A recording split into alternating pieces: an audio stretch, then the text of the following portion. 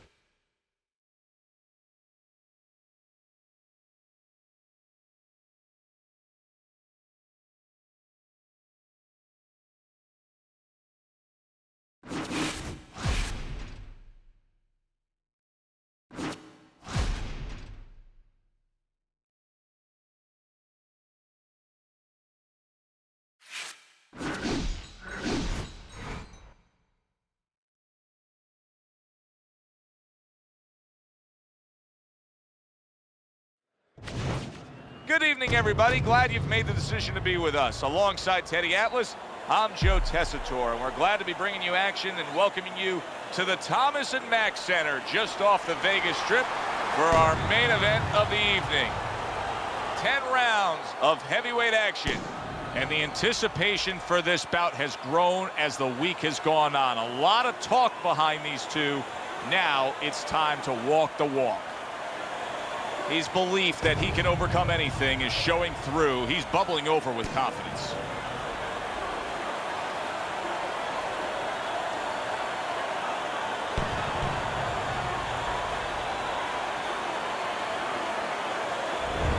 Sims is now making his way to the ring, and you can see how focused he is for the task at hand.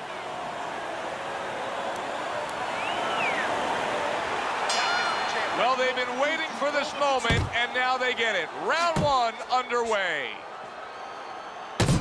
Nice combination, landing more than one. Both were able to score. Nice work, the left hand to the head. Comes with the right. What does the orthodox fighter have to be conscious of guarding against that right hook from the southpaw? I mean, he's got his left hand out there, but a non-traditional defensive structure for him being set up like that. Yeah, absolutely. He has to remember that that punch will come from that angle, and usually he has no danger coming from that angle. So he has to make sure when he jabs, that shoulder is up against his chin. So if the hook does come, it hits the shoulder, not the chin. There's that right hand he scores with. Able to land another power shot early on here, Teddy. Does he have to worry about trying to keep up this pace? No, I don't think so. If he keeps at this pace, he's not going to be around to worry. 90 seconds to go here in this round.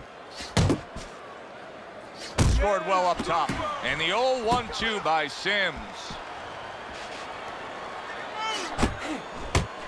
Well-timed, well-placed uppercut there. Big uppercut right on the mark.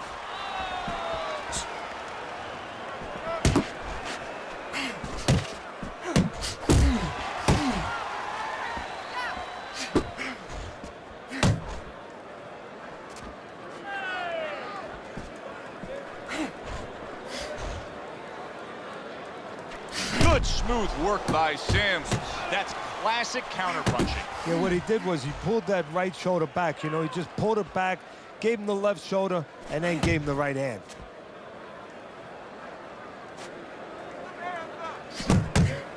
Ten clicks of the talk.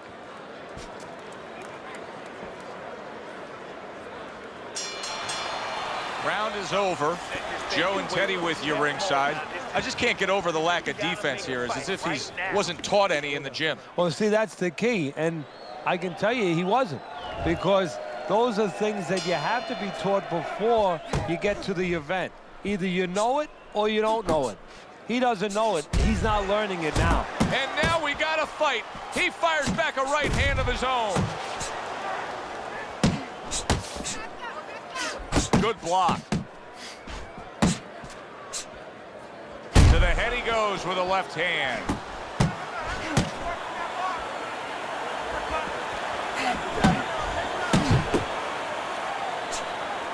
Keep pushing.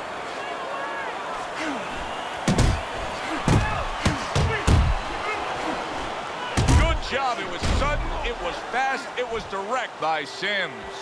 So right from the start in this fight, he's committed to the body shots. Well, that's the time to go there right at the beginning, because body work pays off for you later in the fight. No sense in wasting time. Get right to it. Keep working the body. Reaching the halfway mark of this round. Cover your head, kid. Wow, a big flush blow, the left hand by Sims.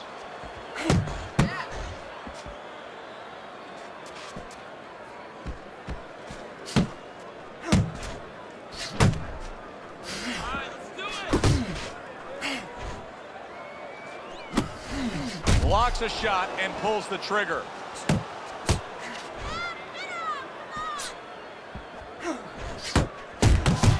And bang, and away he goes, able to land that power punch. Trying to force his way in that front door, and he got smacked with that door.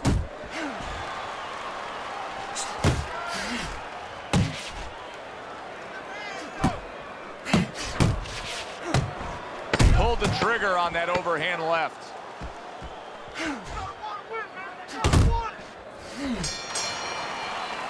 Sims is resting up after a round in where he was so very accurate. And Teddy, if you want to have one single quality out there as an offensive fighter, accuracy is among the ones you want to have. Yeah, to be accurate, that means you have to be calm. And you have to be smart, that you know that you're putting the punches in certain specific places for a reason. And boxing is not just about the strongest guys. It's supposed to be, and it usually is, about the smartest guys.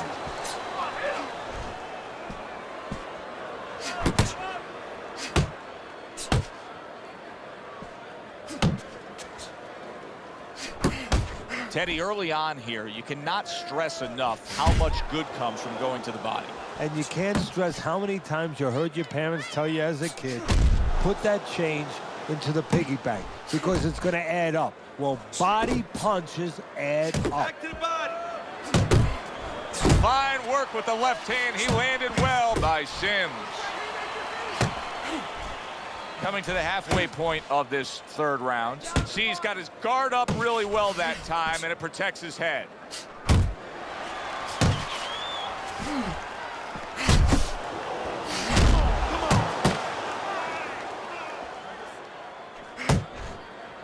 Back to basics here, as you can see the jab. That's a huge left he just scored with. He's punching away, even though he's been... Oh, that got him. That wrecked him right there. He's down for the first time. Down he goes, but he's going to continue on, beating the count.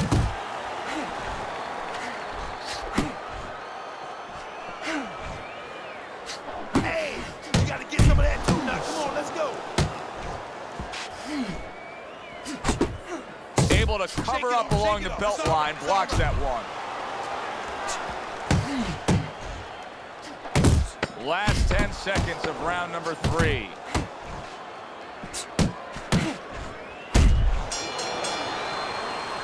now come on now, you can do it. Sims is enjoying a big lead here, up 3-0 on Teddy's scorecard, but even more important than that, he's already gotten to his man. Yeah, he's hurt him in the body, and once he hurt him in the body, he flows upstairs, was able to go there. Teddy, what's the one thing that shows you a fighter like this is recovered? That a guy who was just knocked down in the last round now comes out for the next round and is fine.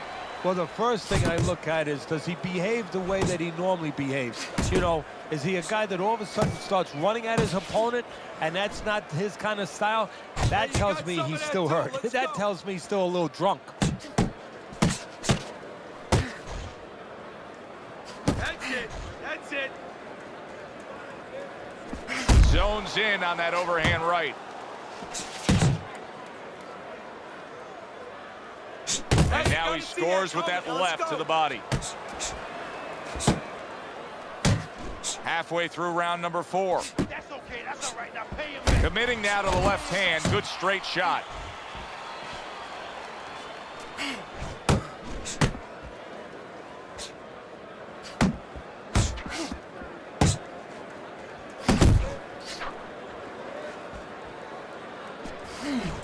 Back to the body. A little head hunting with the right.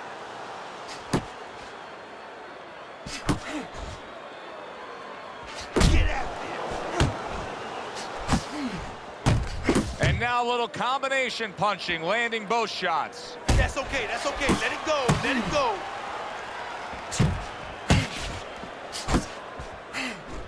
Good flush shot upstairs. Well, I think a lot of people probably didn't expect this out of him, but I like the way he looks on the outside. He's an inside man, but guess what? He's got an outside touch. 10 seconds to go in the 4th. How about that left hand? This has been a hotly contested war throughout, and you just have a sense that it's going to end at any moment in these later rounds. Yeah, these guys are not saving anything. They're going for broke right from the beginning.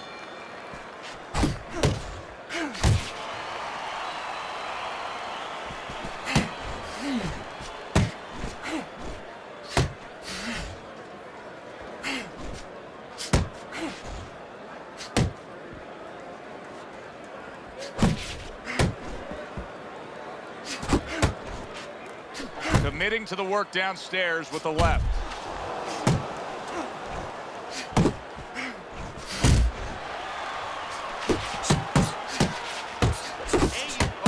There you go.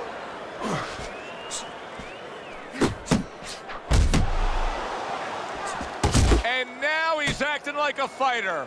Coming back with the right hand after getting scored upon. It's all right. Keep moving. Combo lands to the head. Sims is left, landing well. Halfway into round number 5 here. Teddy, there are opportunities that are here for him, aren't there? Yeah, counterpunch opportunities because he got an opponent who's walking in a little bit. Now he has a chance to start to chuck something back at him a little. Good job.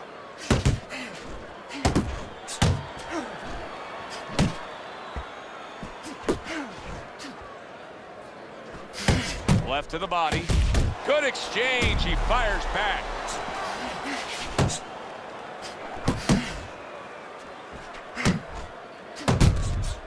What an impact that left hand just made by Sims.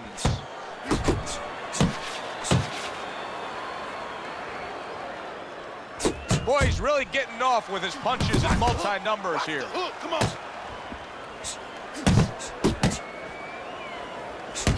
Keep that head moving.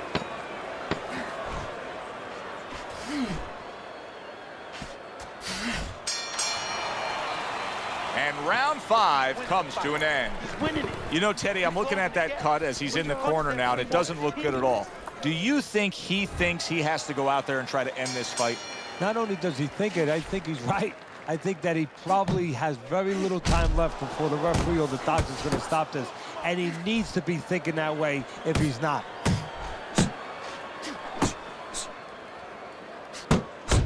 Hey, man, come on now. Keep your feet moving. Come on now.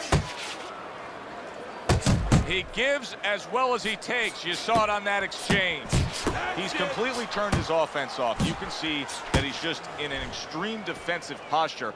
But still, his opponent is scoring here. Look, the extreme defensive posture is a problem. But if he was moving his head with his hands up, at least there'd be misses there. When his opponent would miss, there'd be an opening to come back where even if you didn't come back, his opponent would be a little worried about sitting in there on you. He'd have to think defense. Right now, he's only thinking offense. He has his target. He lands the straight right. Let's go. You gotta see Halfway that. through round 6.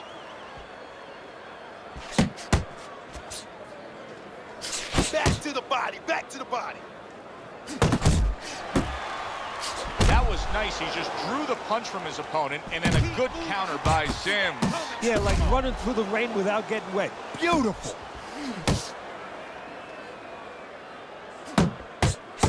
That's what Comes I like. right back with a shot of his That's my own. man. Keep fighting, baby. Boy, he really digs in when he decides to throw that uppercut. Good job.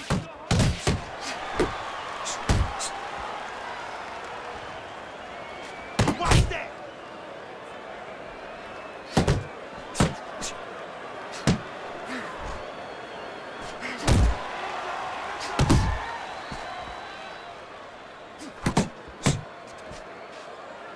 And now he scores well with the straight right.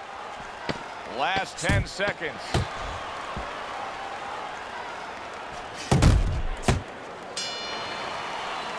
Sims's reputation is that of a guy who likes to punish an opponent. Well, then he's got a smile on his face tonight, because all night long, that's all he's done. I don't know too many guys who don't like to punish their opponents. Show me one that doesn't, especially when his opponent has been so agreeable.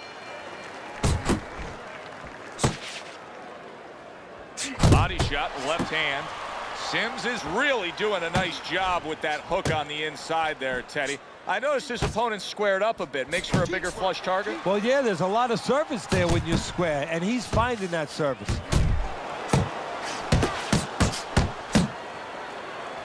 Solid Stay away uppercut. from those. Come on now. And a good counter by Sims. Comes right back at him with a left hand. Clean shot with the right.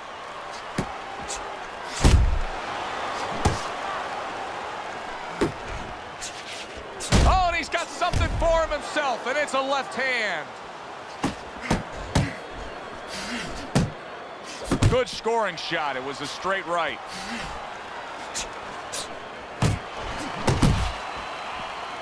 Move your head, move your head. At the halfway point of round 7.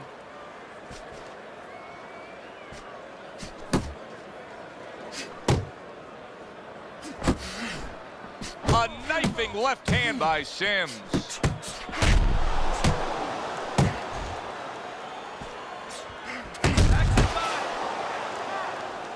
Scored well up top. Targeting that straight left hand. Good biting, snapping shot by Sims. There's the headshot, but he parries it away. Sims's defense is playing a prominent role in this fight, Teddy. Yes, it is, and specifically what it is he has good fundamentals. He keeps those hands up real good. You know, they're attached. They're up around his chin. His elbows in. You know, he has a real shell there that's not easy to penetrate.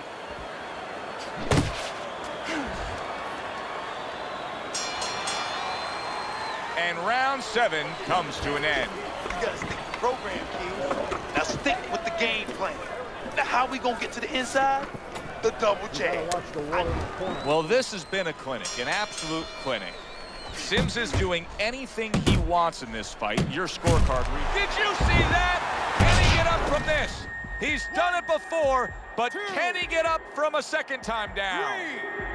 3, 4, 5, 6, 7. So he is able to get up to his feet after that knockdown. But Teddy, it's what's ahead that's the problem. Yeah, we're getting a peek right now into his heart, into his soul. He took a shot, but he gives one of his own. A left hand scores. Good job. It was sudden, it was fast, it was direct by Sims. That worked out really well, throwing off the right hand after getting tagged like that. Just like that. Sims is left, working well that time. Here in these later rounds, you can start to see a trend, and one is developing. He cannot get away from that left hand. Now listen, when you throw your punches, it's not enough just to chuck them out there. You gotta throw them from the right distance. He's throwing them from a little too close, where he's vulnerable, as you said, to that left hand. Sims has got something to think about now. He just threw a punch and had one coming right back at him. His opponent scored well with the counter. Keep that head moving, baby.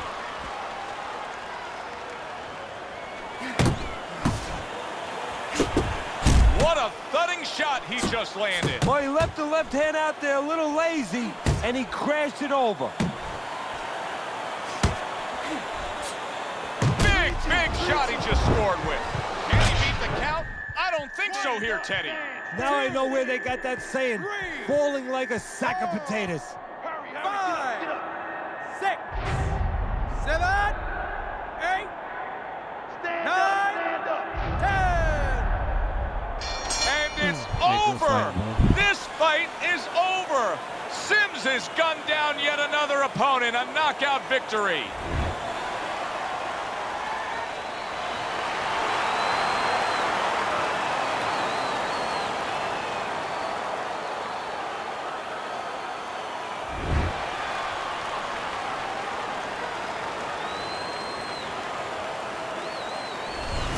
Now that's how you end a fight right there. Yes, he was controlling throughout, but he made a good, clean finish with the knockout. Yeah, as a trainer, you want to know, can a guy punch? Can a guy defend?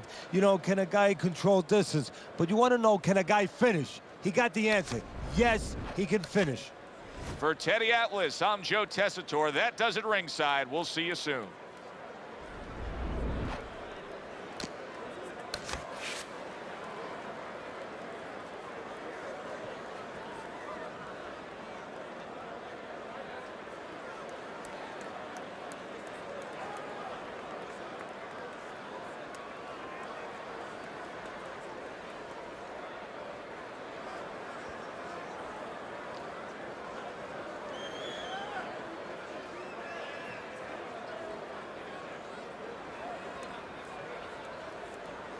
Appreciate the follow.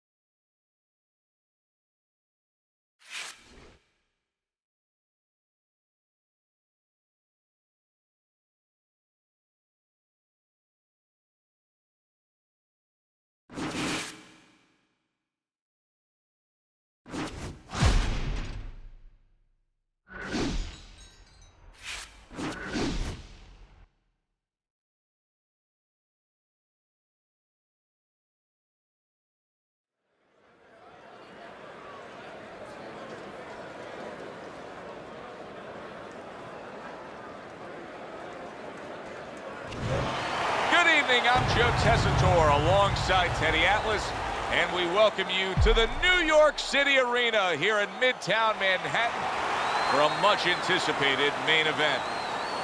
10 rounds among heavyweights. Each man comes into this fight supremely confident, expecting to deliver a W. He's on his way to take this tough challenge inside the ropes, but not much focus and passion in these final moments leading the way here.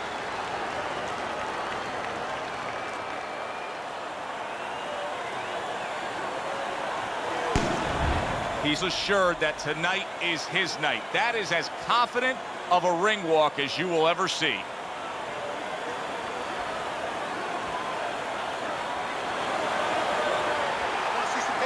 Opening 3 minutes of this 10-round fight.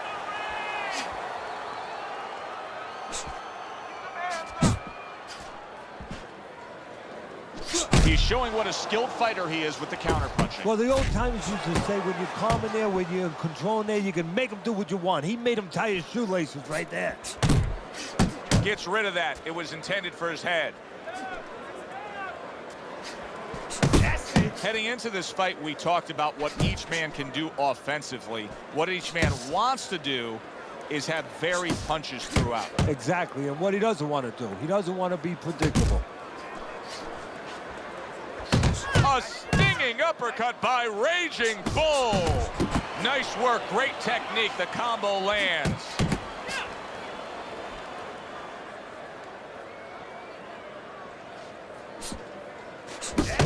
You can see he's trying to score up top, but off the mark there. Halfway through round number 1. Able to dismiss that body shot.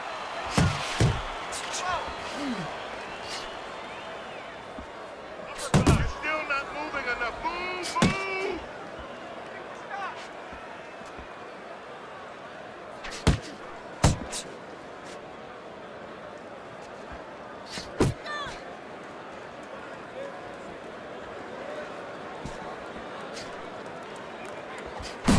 Good looking two-punch combination there.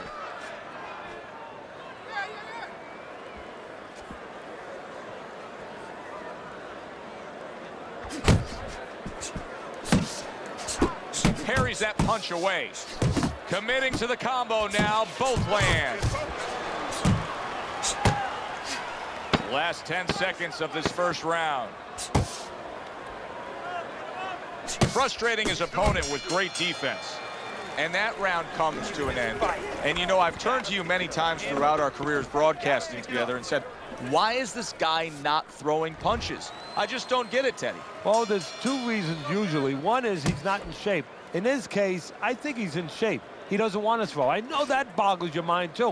What do you mean he doesn't want to throw? You're thinking to yourself, he's a fighter. He's in the ring. He knows that he has to throw punches. But if he throws punches, he also has to put himself in a position where the guy's going to throw back. That means he has to take more chances. And some guys would rather not take those chances. Blocks that punch.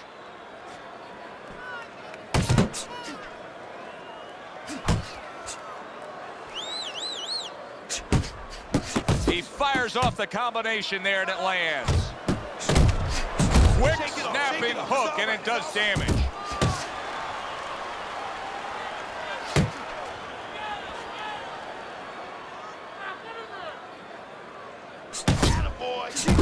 Well, he's got the attitude, something's got to stick. He fires off the combination and they both do. Halfway through this round. Good left there. Blocks that punch. Good combination landing there. Good clean shot, returning fire. Well done by Raging Bull. Blocks away that headshot. How about a return to sender with the left hand? Nice combination, throwing more than one. Both scored there. Nice block that time. It was intended to the head. Comes right back at him with a left hand. Fires right back at him. Comes across with a hook up top. He scores with the left.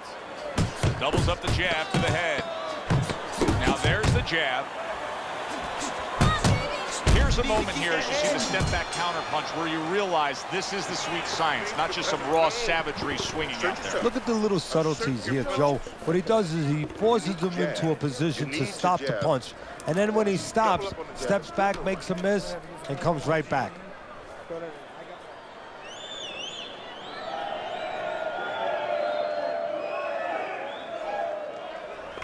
Do you want this fight? You want this fight?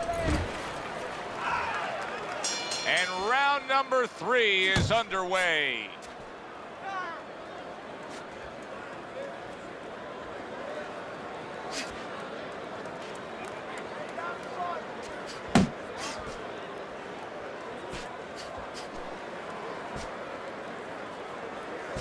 Very good, steady double jab there.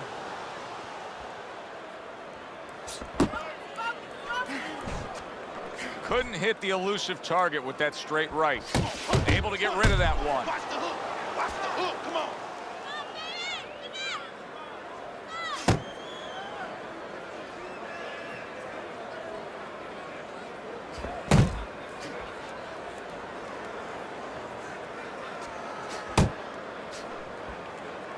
Protecting his head well with his guard. Halfway through this round here. Flush shot, the left hand came in. Scored well up top. He takes a shot and then commits to giving one right back.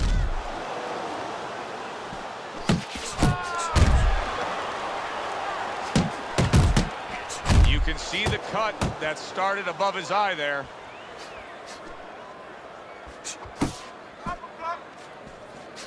Putting his punches together, landing 2 shots there. Now this is exactly what I love out of an offensive fighter, Teddy. A guy who's able to put together the multi-punch combinations and make it look like it's just a sweet science. Yeah, exactly. That's what you can do when you have good fundamentals. Not just good physical ability. That's only part of the equation. But just good technical ability. And that's what he's doing. He's snapping his punches. They're nice and clean. They're crisp. They're short. They're together. 10 seconds remaining in this round.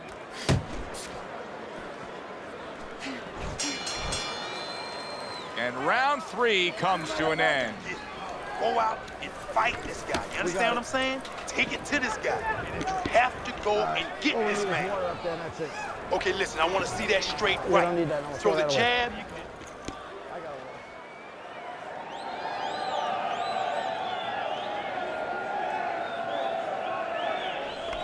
Keep circling, don't stand in front of it. Let's get in there. Stay tight and bang.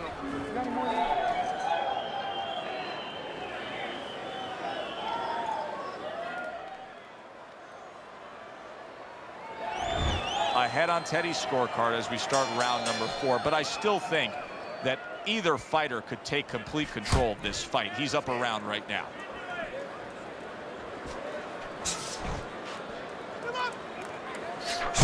Good fundamental work, landing the 1-2 there. Able to get away from that headshot with the block.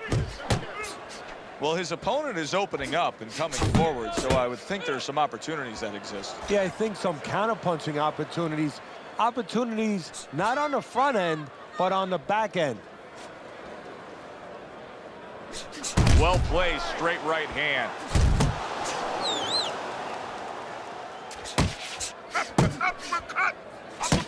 Uppercut is wide. That's a big striking blow to the head by Raging Bull.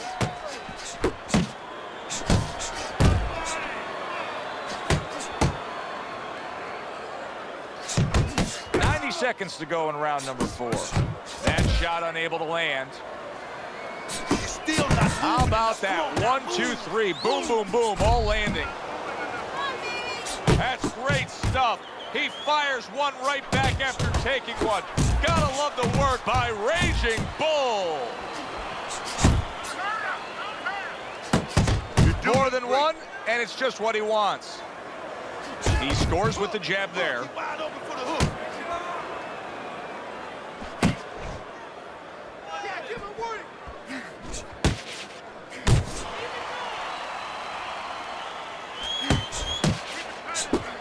He tried to nab him up top, but was unable to connect. Now he's getting into a groove. You can tell he just landed a 3-punch combination. 4th round now with its last 10 seconds. Flush right hand to the head. And this round comes to an end. It is a round that was highly entertaining. These guys really put forth quite an effort. Well, they both have high engines. They have motors that never stop going. And oh, what a good, strong uppercut by Raging Bull. Well-placed double jab. A target on his head, and he places the hook right on it.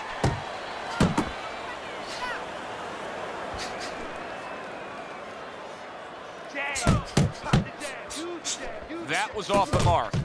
And he's able to put his punches together. That's a nice-looking combo. Well, that's the benefit of 2 and 3 instead of 1.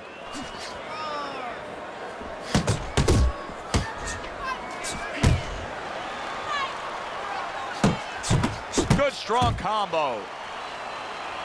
Dismisses his opponent's headshot. I love what I see. Here's one for you now, he says. Right back with the left hand. Boy, some of the old school guys would really appreciate this, wouldn't they, Teddy? Just great upper body movement, so elusive up top. Yeah, this is an example like they used to say in the old days. He stands right in front of you, and you can't hit him in the backside with a handful of buckshot. Best combination in the game, jab with the straight. There's a nice left hand able to get in.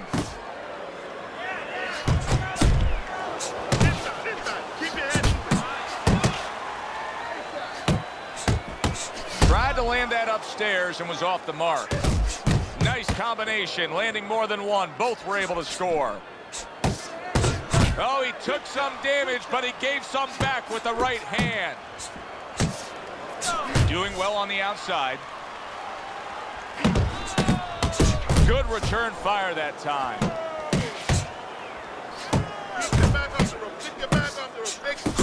Punches and bunches, combination up top.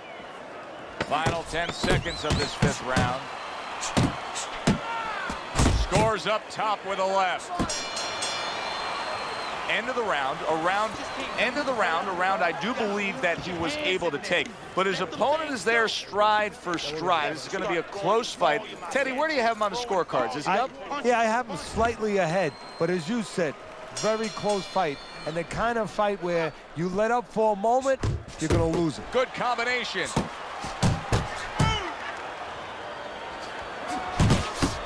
Needs to improve that accuracy. Missed with the headshot.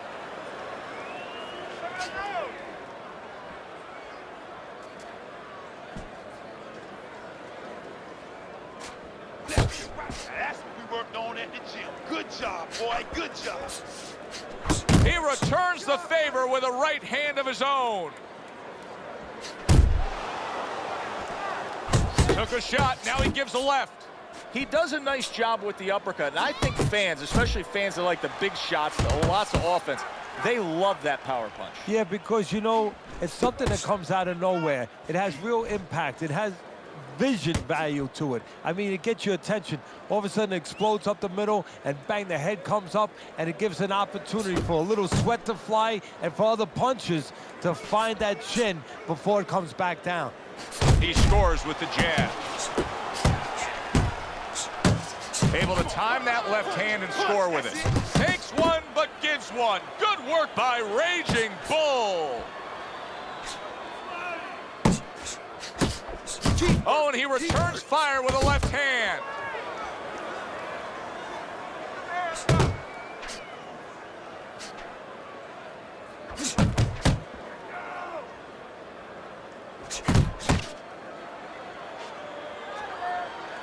Able to land with the right.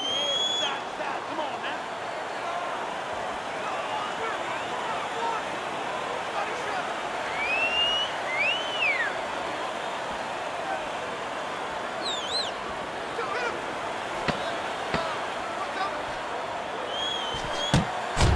The old 1-2 scores for him.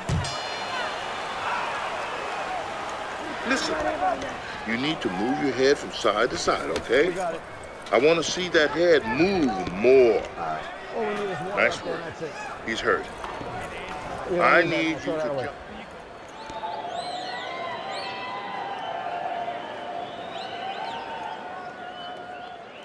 All right, breathe, breathe, deep breath. Get some more. All right, you're good, okay? You're good out there. Now breathe, breathe.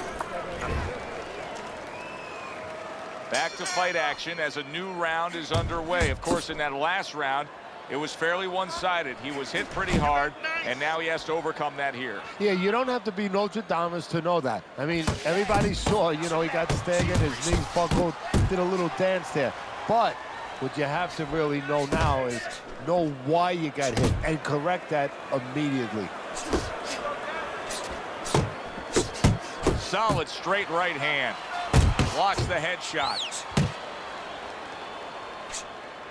Keep working the jab. Keep working to move in.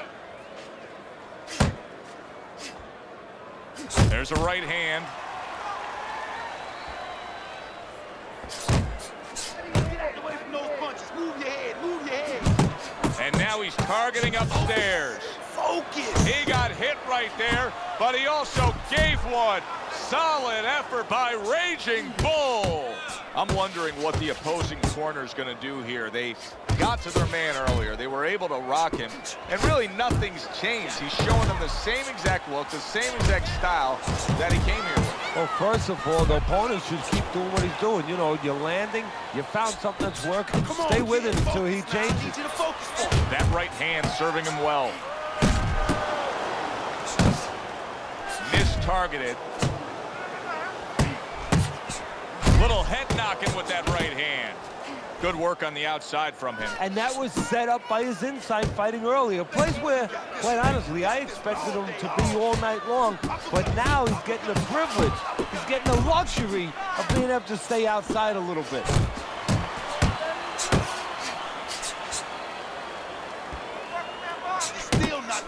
He got hit, but he sends it right back. Good combination to the head. He just missed that shot up top. And that's the end of round 7. Let's go. What are you waiting for? You want this fight? Then let's move out there. Just here you go. Well, this is just a good, solid fight. Yes, he's leading on your scorecard here as we begin round number 8. But there has been some back and forth, some give and take. His opponent has found some kinks in the armor, namely that right hand over the jab. Solid left.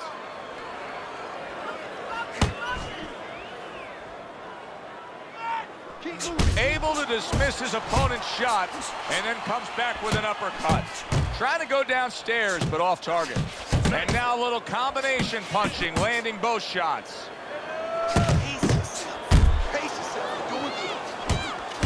And there he is scoring with the right hand.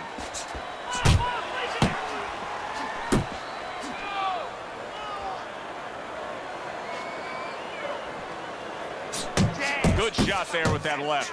Teddy, we know what the problem is. He's getting hit by left hands. Offer up the solution. Well, Joe, there's 3 lines of defense. Either you're blocking punches, you're moving your head, or you're using his leg. The problem, he's not using any of those.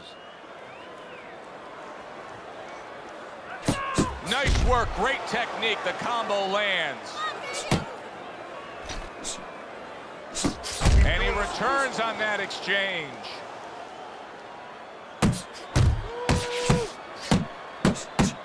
And you see what he can do when he sends that right to the head.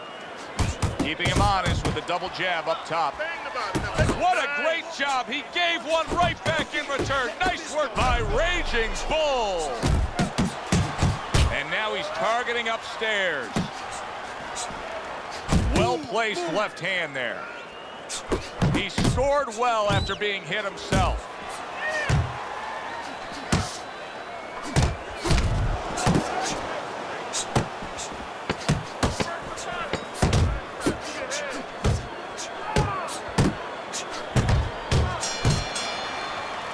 End of the round, and that was a very good example of how to be efficient with what you're doing. Yeah, it's a good example of how, as you say, Joe, he doesn't waste anything. You know, he wants to make everything count, but it gives hope that the other guy can come back because there's spots where you can out-hustle.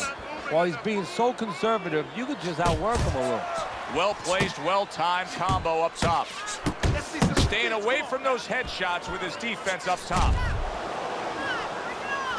Nice strike after catching one by Raging Bull. Solid left hand. Teddy, he's just covering up. That's all he's doing, but it gives his opponent so much time to pick where he isn't. Yeah, you're right, Joe. I mean, first of all, some of them are going to get through. Some of them are watching them. They're getting through. And you just touched on it. I mean, you cover up. You tell your opponent, hey, I'm camping out. I'm not throwing back. So instead of throwing 1 or 2 at you, he's throwing combinations of 3, 4, 5. You got a problem. He digs in with an uppercut after blocking that shot away.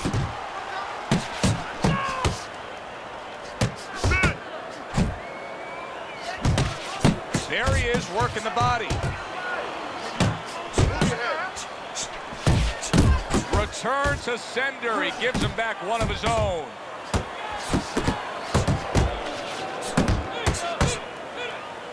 He missed with that headshot. Brings a big power punch. It landed well. Well, we were talking about getting into the kitchen. He went in there, and he tore apart that kitchen.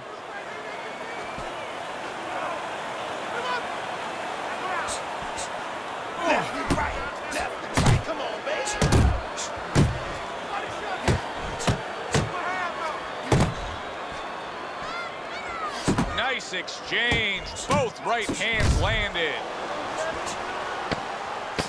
Nice work doubling up that jab.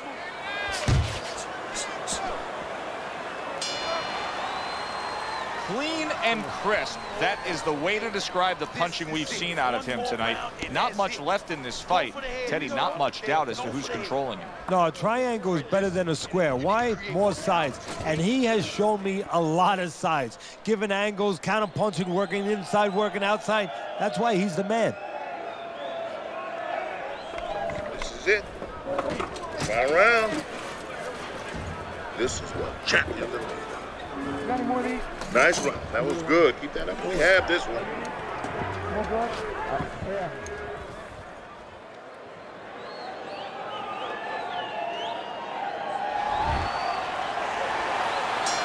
Now this is it. 10th and final round. I really like what he's doing here. I mean, if you were to pick any one piece of weaponry that you say aligns with what he is strategically as a fighter, it is the jab, and he's firing it off beautifully. And he's firing it off consistently all night at the right distance. He's getting full extension on that punch. And that's making him effective offensively and safe defensively. He's out of the other fighter's range. That's it. Look at that. The hook came home with ease. Successfully targeting the head. That was well done by Raging Bull. Basic but beautiful. Jab, left hand. Oh, that's good stuff. Fire it right back with one of his own. Good work by Raging Bull. Come on now. That's classic work with the double jab. Good clean shot, returning fire. Well done by Raging Bull. A little give and take, and here comes the left hand. That's great stuff. He fires one right back after taking one. Gotta love the work by Raging Bull.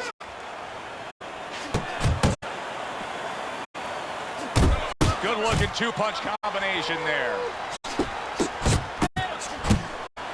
Little head hunting with the left. The jab has been able to carry the night for him so far. Why so, Teddy? Well, first of all, he's been able to get it off at the right time. His opponent, that sweet spot. You know, you hear about that in baseball. You want to just hit that ball. A stinging right hand by Raging. Solid. He goes down in the later stages of this round. He's going to try to survive it. Good fight, bro.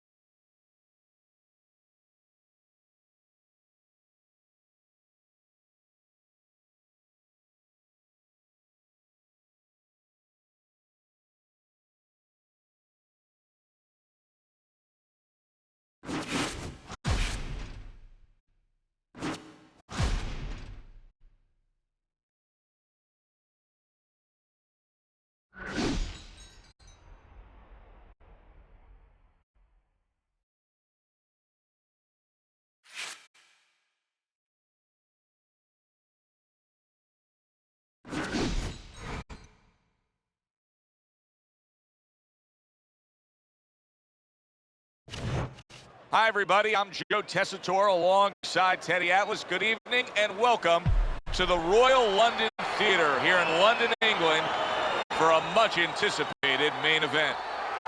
10 rounds of heavyweight action. Each man comes into this fight supremely confident, expecting to deliver a W. I want to see that jab. 10 rounds slated in the books tonight. Here's the first. Able to block that away. It was targeted for his head. Teddy, he did a smart thing right there. Just created enough space and then landed the counterpunch. Looked like the will of the wisps, the old great Willie Peck. Made him miss, made him pay. The executioner is putting his punches together now. That's a nice combination.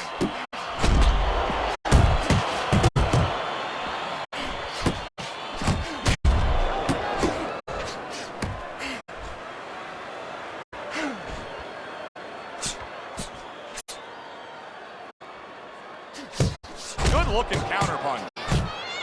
Committing to the combo now, both land.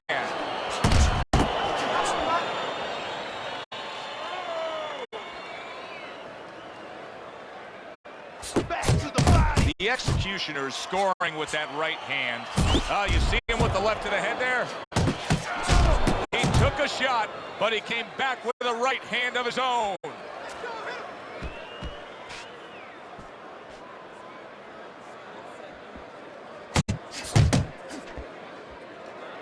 And you see what he can do when he sends that right to the head.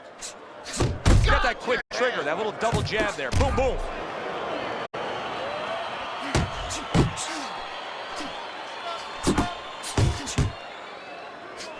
Accurate shot, straight right hand comes in. Unbelievable pace here tonight. Both guys have no plans of having this fight go far. I'm sure the frame of reference for most is Hagler Hearns. Yeah, you wonder if it's going to live up to that. So far, so good. Good accurate work there after blocking that blow. Final 10 seconds of round number one. Let's go. You got to see that.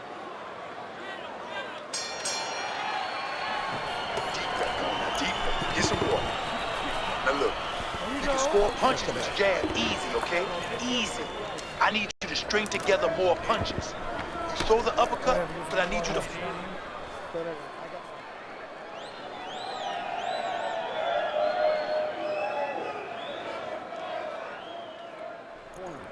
Nice work.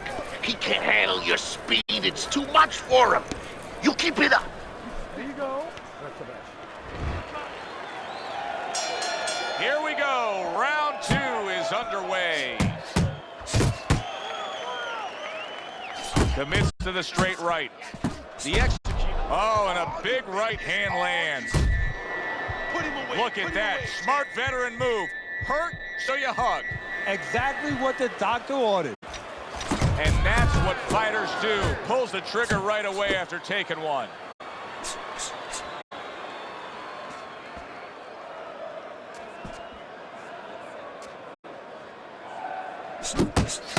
Oh, he just misses with that headshot. The executioner is doing a beautiful job here early on of counterpunching. Yeah, it's going to pay off for him later on. You know, we talk about body work paying off for you down the road, like investing, putting money in the bank. Well, counterpunching pays off too, because your opponent becomes a little tentative, and then down the stretch, he's not busy enough. Able to counter that attack. Halfway through round number two.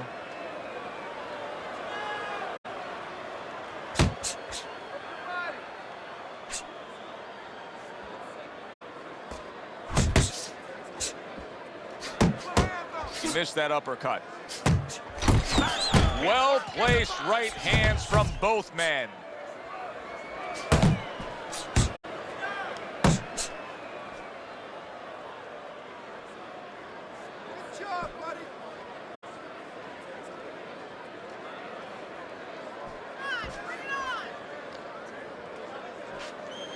The executioner is showing you a little defensive skill there, able to move away from that punch. Keep your hands moving. Keep your hands Teddy, you gotta like this because he's using that jab the way you like him to. Especially when you're being aggressive. You walk in, you want to walk in where the guy can't see you coming. That jab blinds your opponent. The Executioner is really impressing us here tonight. That last round, boy, he was on top of his game and all over his opponent. Laid out some serious damage there.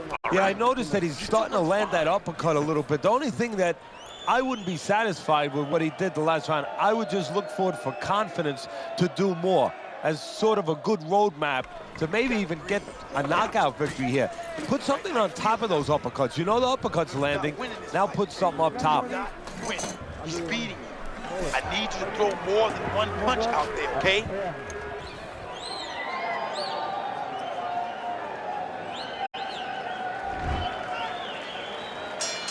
He seems fully recovered to me. Here we are, the start of a new round, and a fighter that got tagged hard in the last round is as fresh as could be. Well, when you push a fighter, when you push a human being to a dark place, that's when you're going to find out what's bright inside of them, what's great inside of them. And he's responding just that way.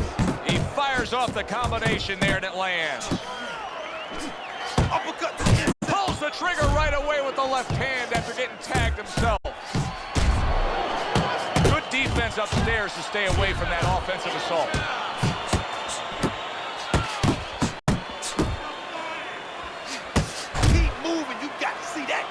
Good-looking right hand after he got hit.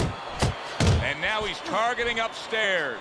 The Executioner's just punching air that time. His opponent was able to get out of the way. Use the ring. Watch that. Good defensive skill. He gets hit, but he gives it right back.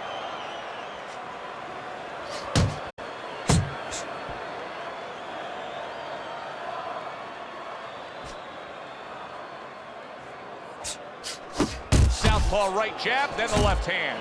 The Executioners being so very effective, punching in combination. And that's what you want. He's got pretty good hand speed. Might as well use that hand speed. No better way to use it than putting them together. Nicely timed 1-2.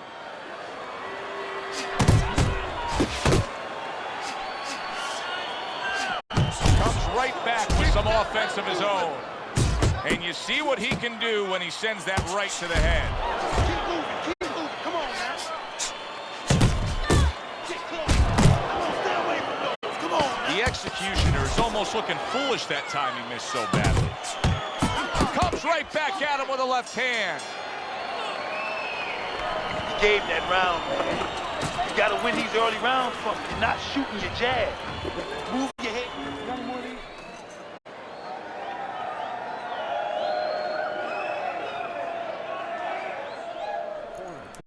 Beautiful. Nice movement there. Keep that up. Keep moving. There you go. That's the best.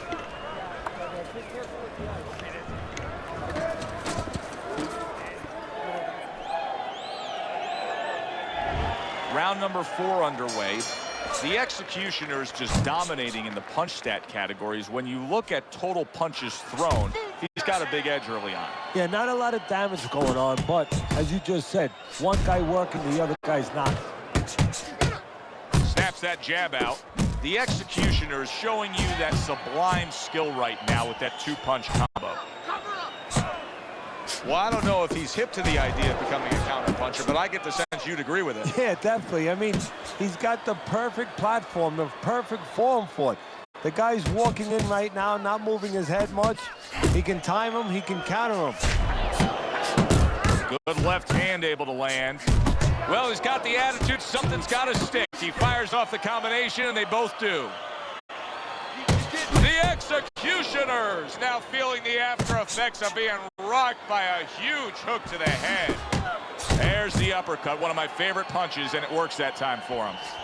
And coming upon the halfway mark of this 3-minute round, the Executioner's landing a combination here. That's what he does when he's at his very best.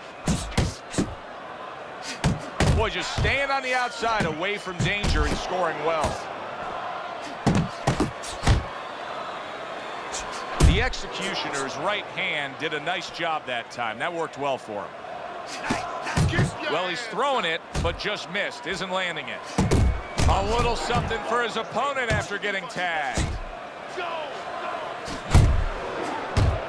The Executioner's putting forth a great combination there.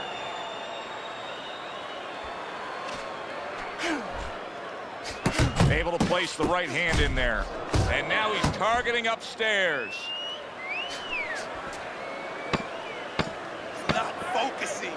You're not focusing. As basic as can be, but it works. A jab followed by the straight. I don't know, Teddy. It just feels like one of those nights, one of those fights where somebody's getting hurt, where this is not going to the judges' scorecards. I feel like I'm in Coney Island watching one of those hot dog eating contests where somebody's going to try to eat 50 of them, 60 of them. In other words, he's not worried how he's going to feel at the end of the night. You got to get close. You got to move forward and get close to this guy. When you get inside, I need you to chop to the body. Keep hitting that body, all right? Body shots on the inside.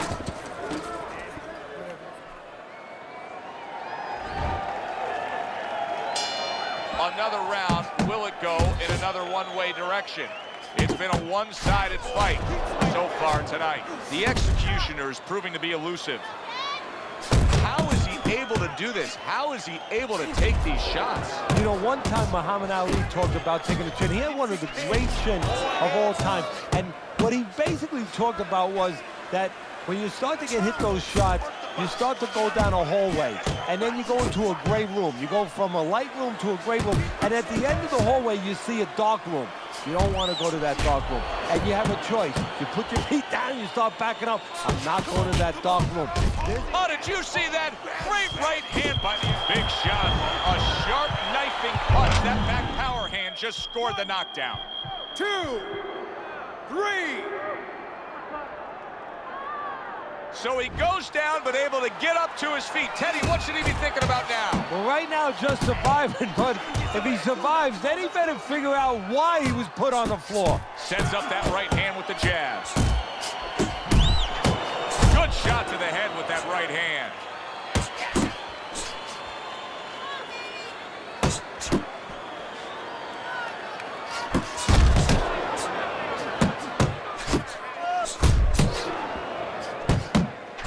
Well up top.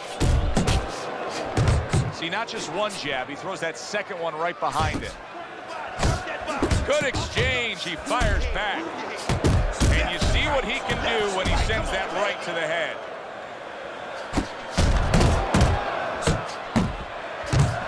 The executioner's dominating the action so far tonight. These middle rounds are showing that his style of coming at you and trying to get you is working out. Yeah, it's worked out so far. We'll see whether or not his opponent makes an adjustment. He doesn't do well with guys that move. You see the accuracy now with that double jab up top. What a difference from corner to corner. As he sits on his stool, he knows that he is in complete control of this fight, peppering his opponent with power shots. Well, it's been like that all night long. Anything he throws finds a target. Good, solid right hand he lands there.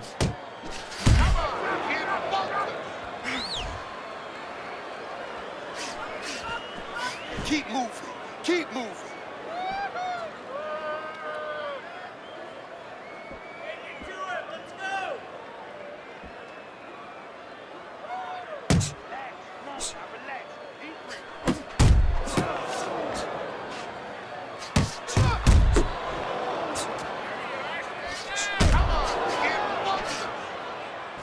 The executioner's defense did a good job there, able to avoid that punch. Good effective work with that straight right hand. Nice combination, throwing more than one, both scored there.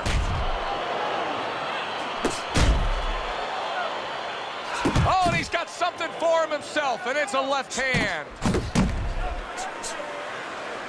Good flush shot upstairs. Lands the left after setting it up with a jab. The executioner is well off the mark that time. In a later stage of the fight like we have right here, when you see one guy consistently getting hit with the right hand, what is the answer? Move your head. Goes up top again. And now he brings the left hand upstairs. And now you can see him utilizing the jab. You know, a lot of times you see a guy on the outside bouncing around, staying away. You understand the use of a jab. But when you're coming forward, you have to come forward with a cover. And that jab, that's the cover.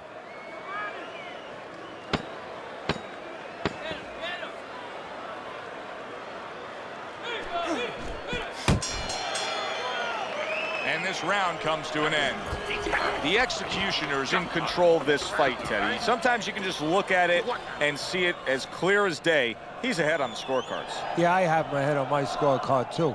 But right now, he can't afford to coast because this guy is still dangerous. He has to still stay on his P's and Q's. All you have to do is rip down to the bottom, then come up to the head. Now, champ, listen to me. Listen, I need to see some counter punches, okay?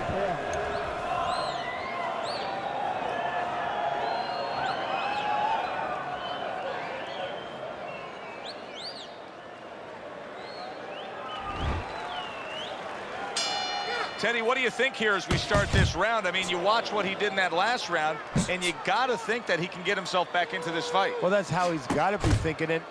That's kind of what he's made up of. He's not a front runner. You know, he's not a fast starter anyway. He's the kind of guy that his real strength is to be able to weigh you down, to have a great resolve, and to be able to chip away. He's chipping. And a right hand lands flush. The Executioner's doing exactly what we expected him to do. He laid out the game plan. I want to win it on the outside. The jab's been there all night. Yeah, well, that's where it's... Big right hand. Oh, and there you go. Oh, he doesn't look good. He just went down, and not the way he wanted it to go. No, he's standing on the outside, Joe. He shouldn't be standing there. The old timers would say, take a walk around the block. 7, 8, 9, 10. Good fight, bro. That's it. The fight is over. The Executioners bombs away, worked again. Knockout victory for him. That's what you want to see. A guy who can close the show and finish with style. He ends up a knockout victor tonight. And that's what his trainer...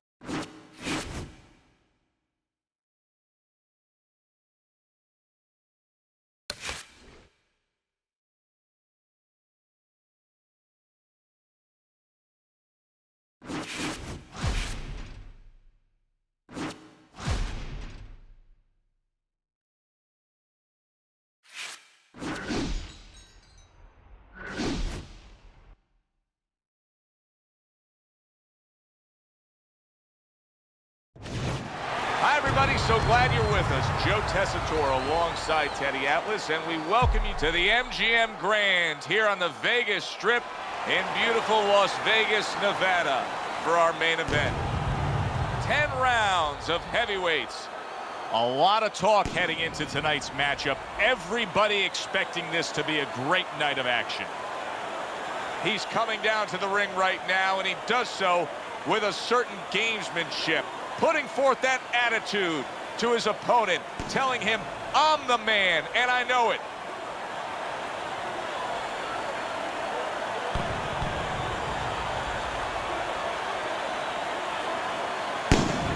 Butcher's had this experience so many times, and success has always come on the back end of these ring walks. It's his focus at this moment that delivers it.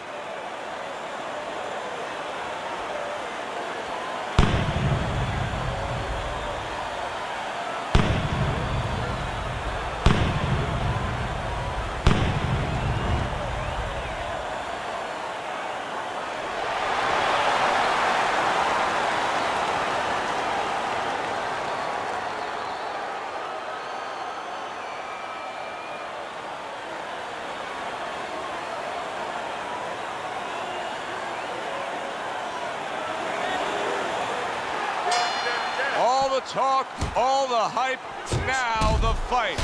Round 1 scheduled for 10. Good block by Butcher. A well-placed left hand up top. That hook was well off the mark. He gives as well as he takes. You saw it on that exchange.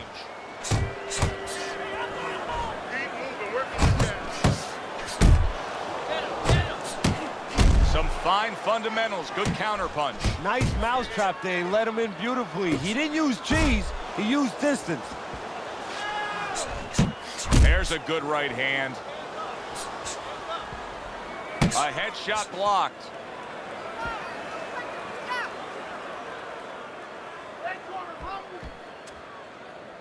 Keep moving. 90 seconds to go here in this round. Gets him with the right hand. Gets rid of that effort. Back to the body. Blocks that blow, and then a counter uppercut. Butcher's coming up big here early on in the fight because he just showed his opponent, hey, listen, you got to be careful. I can counter punch you. No better way to slow down your opponent. You know, we know the other way you slow him down. You hit him right on the chin, and you make him say, hey, I don't want to walk in. But when you make him miss and you counter, that slows him down, too.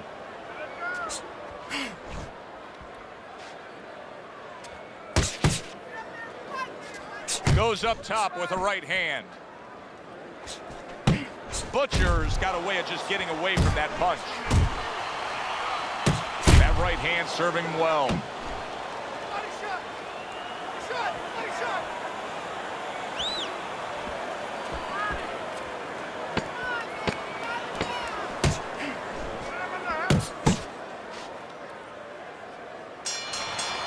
And we come to the end of round number 1. And that round is in the books, and that one should go into the record books. It's been all action all night, but that chapter in the book was something special. Oh, it was, Joe. You know, sometimes you go to a party, you don't know what to expect. You wind up getting guys that like to talk. They come right in, they introduce themselves. Well, here, you get guys that like to fight. Listen, when he reaches in, let that right hand go, all right? Get him there.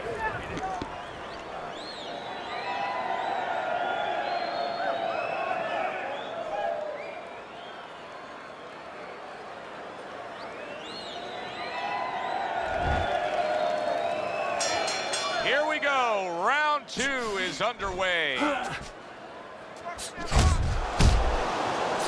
Wow, what an uppercut. A thunderous punch able to land to the head. Joe, he thought he was out of range. He wasn't. Not able to land the headshot.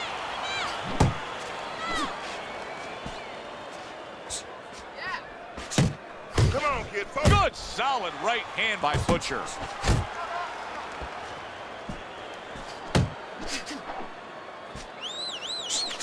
Nice block.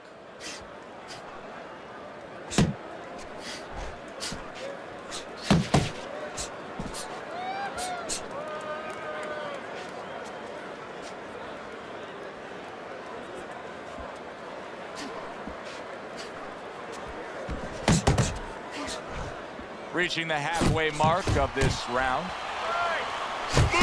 Butcher's movement helped out there. He avoided that punch. Comes right back with a shot of his own. And now he's targeting upstairs. Butcher's impressing the judges and himself with that right hand. Not hitting his mark there going upstairs. Uppercut. Guard your head. Targeting that midsection now with the combo.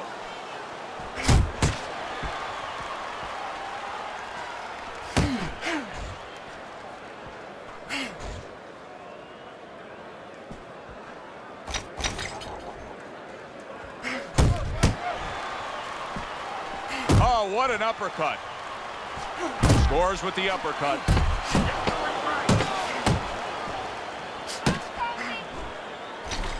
Off to the side, a little swing and a miss going upstairs. You have to double jab, all right? He's timing. Every time you come in, I want to see that double jab. Double jab, right hand, okay? Jab, jab, right, okay? Got it. And round number 3 is underway.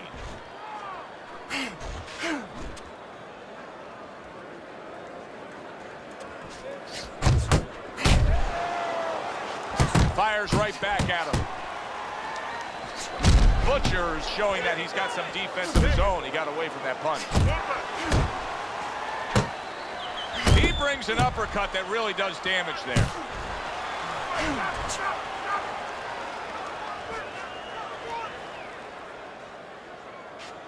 Okay.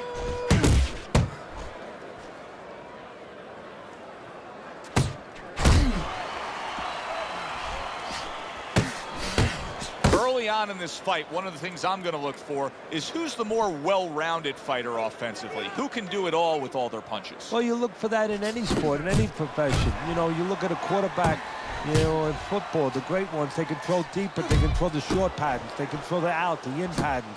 Same thing with a fighter. Able to cover up that gut. Boy, that worked out well with the uppercut. Good right hand. Butcher's missing the mark by a mile. That just was nowhere to be found. Parries that punch intended for the head. A clean, crisp right hand by Butcher. Took a shot, now he gives a left. Butcher's making for a tough target there. He gets away from that punch. 1, 2 jabs up top. I like that step back right there. Just enough to be out of danger, but still close enough to then land the counterpunch. Well, that's what happens when you have that kind of experience. You're calm enough to know that range. Know where the beginning of the punch and the end of the punch is. He took a shot, but he gives one of his own. A left hand scores. And that's the end of round 3. Stand in front of him. You have to double the jab, all right? Look, he's timing you.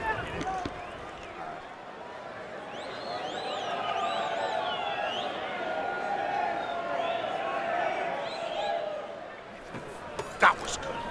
Nice one. Beautiful. Beautiful. Keep that head moving. And I want to see double jabs.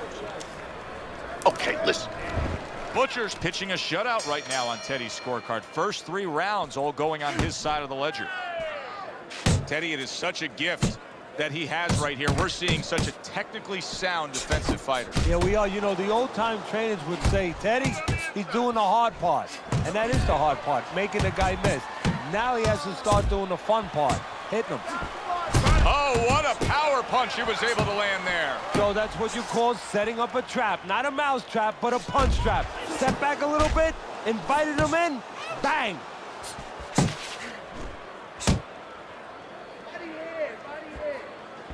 Pace yourself.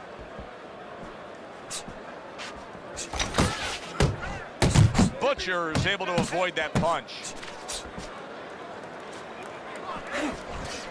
There he is on the inside, doing well. He takes a shot and then commits to giving one right back. Halfway through round number 4.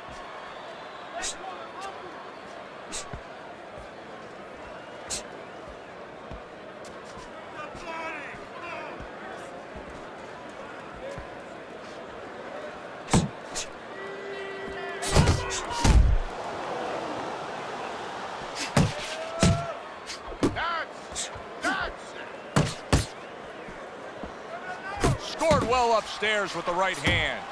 That's where you want to be. Targeting each other, the exchange was something special. Butcher's going about these middle rounds with a real solid game plan, and that game plan includes jabbing his way to the inside, and then once he's there, setting up camp. Yeah, you have to wonder. You don't wonder what he's doing the right thing, but you wonder why his opponent is allowing this to go on, because he doesn't belong on the inside at all. Just 10 seconds to go in this round. Butcher starting to bleed from the nose. His corner should be wary of that. And that's the end of round 4. Listen, he's a veteran guy. He knows the truth of the situation. That's a really bad cut. The kind of cut that can end a fight. Yeah, he has a gamble right now. You know, just got last call in the casino. They just said, you know, you got 3 more rolls of the dice. He's got to roll them. He's got to blow on them. He's got to do everything.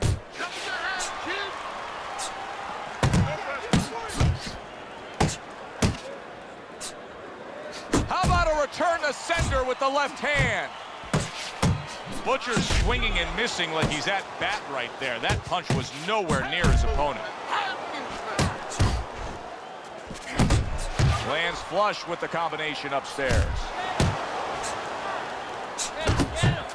Comes with the right.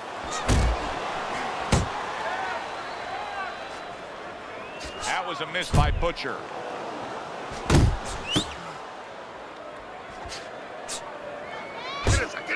Oh, and he got caught right there. Everything was going fine, and then he got caught. Well, that's the problem. It was going too fine. He got a false sense of security. The other guy wasn't throwing back. He took for granted, and bang, you can't take for granted in this ring. And a well-placed counter by Butcher. Butcher's really doing a fine job here, Teddy. I know everybody falls in love with the clean, effective punching, but you can make an argument that he's controlling this fight right now thanks to his head movement. Yeah, you know, it makes me think about that legendary story about the old great Willie Pep, the Will o' the Wisp. There was a legend that he actually won a round without throwing a punch, just by making his opponent miss, just by ring generalship. Well, he's committed to the left hand, and it's paying off here. He's committed to the combination punching now, and it's working out well up top.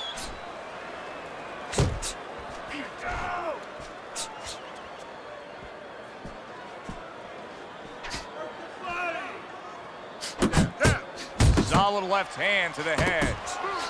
Good snapping jab. That's what you need to get inside. Hey, Joe, if you're going to rob a bank, you need a smoke screen so the guards don't see you coming. You want to get inside? Use the jab. And that's the end of round 5. Butcher's getting an earful here. He's being reminded, you put yourself in position to win, but you have to stay on course in order to win.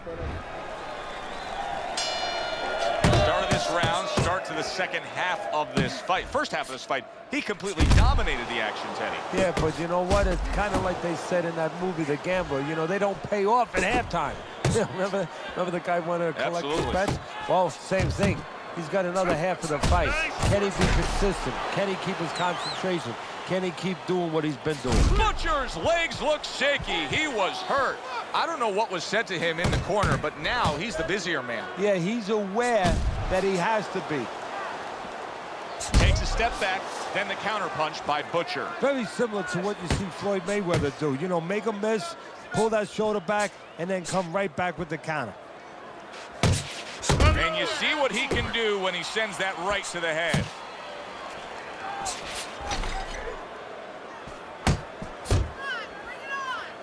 Well, supposed to be fighting, but instead he's hugging.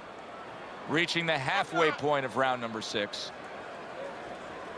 That was not well targeted by Butcher.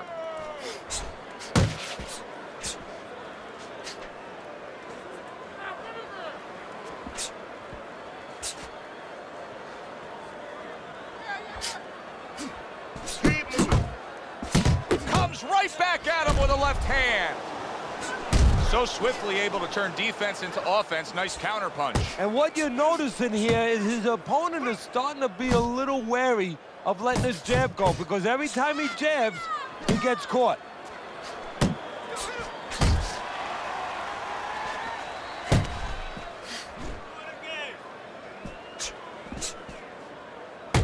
What a good counterpunch by Butcher. Defense easily turns into offense. Blocks a blow, sends an uppercut.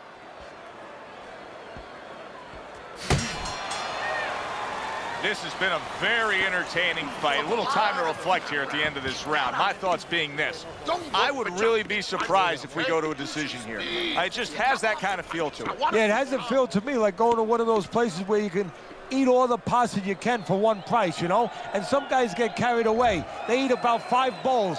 Well, these guys, they're going to have a stomachache at the end. Somebody is going to wind up not standing at the end.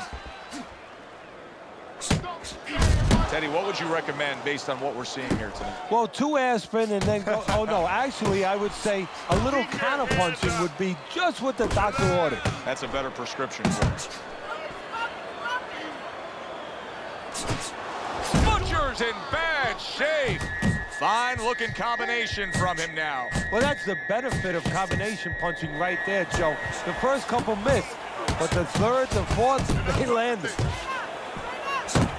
Butcher's right hand working well that time. He scored well. You can see he's trying to score up top, but off the mark there. Butcher's rocked by that punch. Blocking a score. Able to dismiss his opponent's shot, and then comes back with an uppercut.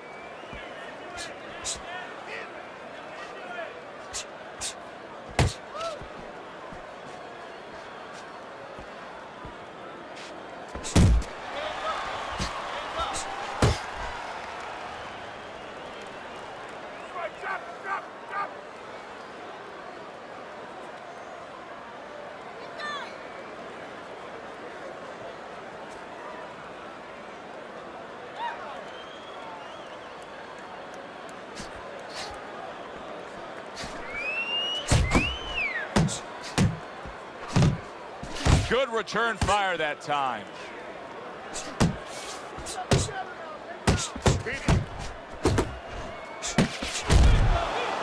Good looking counter punch.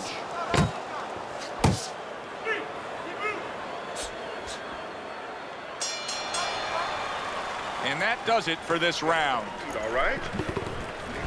Teddy, your scorecard through 7 rounds. One of the most basic principles of scoring a fight is who did the clean and effective punching. Butcher's done that tonight. He's been very effective throughout. Yes, he has, Joe. He's followed that to a T. He's got half of the equation figured out. He's throwing a lot of punches, but the more important half of the equation, he's way off the mark. Yeah, well, you know, you should talk to a golf pro. You know, if you want to hit a golf ball, you want to hit it straight, you wouldn't stand. He is not in good shape. He could be on it. And banging away he goes. It was in his scope, and he pulled the trigger with that straight shot, scoring the knockdown. And he had a beautiful sight there. 1, 2, 3. I give him a lot of credit for even getting up from that knockdown, but he still has to impress and move forward here. Yeah, I applaud him. I give him credit, but I also recognize that he's in good shape. That's one of the reasons he got up. Lands the counter. Very nice work to the head. The right hand landed. He tried to nab him up top, but was unable to connect. You see, he sits and waits and then strikes with that counter punch by Butcher. President, hold the distance. Comes back with an overhand right. That's a forceful 2-punch combo by Butcher. Nice work, nice work.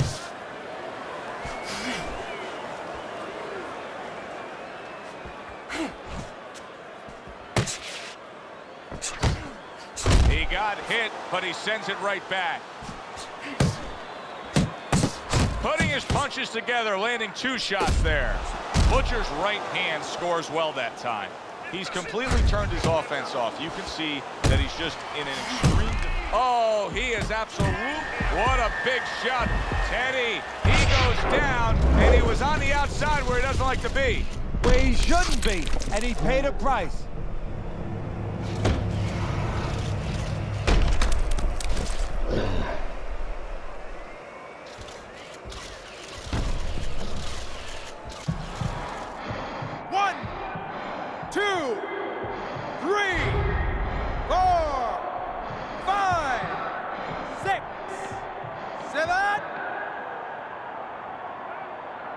Down he goes, now up he gets. And if he wants to stay up, he's going to have to grab on, kill a little time. Butcher's in control of things in his mind right now. Just look at that attitude over in the corner. You can tell they want a repeat performance of that knockdown round they just had.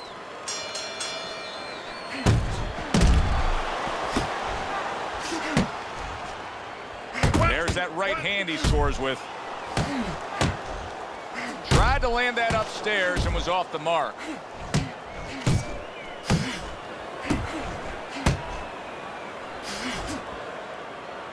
Keep your back off the rope. Keep your back off the rope. Body shot. Back to the body. Not getting it done with that straight right hand. Well, Teddy, you get in a spot like this, and everybody has their eyes on the fighter who was just knocked down in the last round. What do you look for? What tells you right away that you know what his status is? Well, it's 2 things. The easiest one is the legs, Joe. I want to see if they're steady, if they're firm, if he's okay. But the next thing is his personality, believe it or not. It's kind of like when you go out to a bar with someone, they have a few drinks, and all of a sudden they're a different person. You know they're drunk. Well, I want to see whether or not my fighter's drunk. If he starts rushing at the guy, starts acting in a way that he's never acted before, I know it's time to pull the plug. Great work offensively, landing that combination by Butcher. Needs to improve that accuracy, missed with the headshot.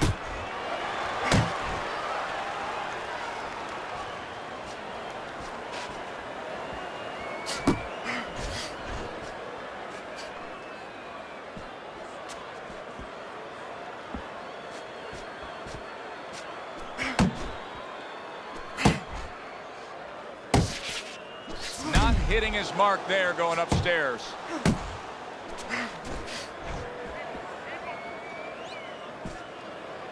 Final chance, last 10 seconds of round 9.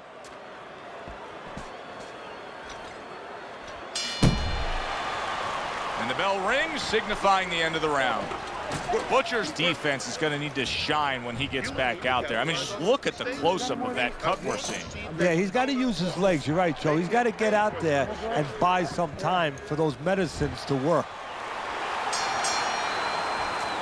This has been a real good one tonight, and now it comes down to this, the final round. Oh, very nice. Smart counterpunch there. Yeah, that's beautiful. You make the guy miss, you make him pay. Doing very nicely, staying way out of range of danger and utilizing his jab. And usually he's a guy, if we were talking about basketball, he's a guy likes to be in the paint. Hit some layups, do a little dunking. Hey, he's got a jump shot. Butcher's right hand scores well. Good fundamental work, landing the 1-2 there. Butcher's coming up with the answers, avoiding that punch. And he returns on that exchange. Here's one for you now, he says, right back with the left hand. Hits him in the mug with the right. They focus inside. You got nice.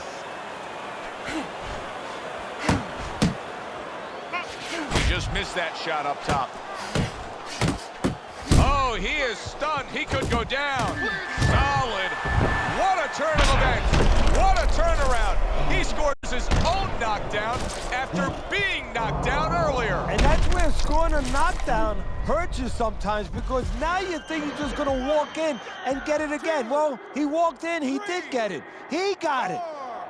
Let's go get him. And somehow, some way, he's going to continue on here. And if he's going to stay in this fight, now he's got to avoid his opponent like the Black Plague. There it is! And for the second time tonight, he goes down. 1, 2, 3, 4, 5. Hard to prepare for a situation like this, but many do. He's been down, now he's got to survive. So that's where you're wrong. It's not hard to prepare. It's a must to prepare. If you're a trainer, that's what you do in the gym. You teach a guy, if you're in this situation, this is what you do. You grab on, you move your head. Big shot comes crashing home. That was a big shot that floored him, and it's a big shot that may end him right here. That looked like the great pitcher, Great Maddox. His sinker ball. Boy, it went down quick. One,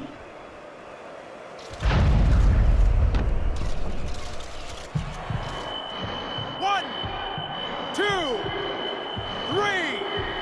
4, 5, 6, 7, 8. Final bell of a close Good fight. fight. Teddy, sometimes there's close fights that are actually easy to score. This wasn't one of them. No, you could make arguments for both guys almost every round.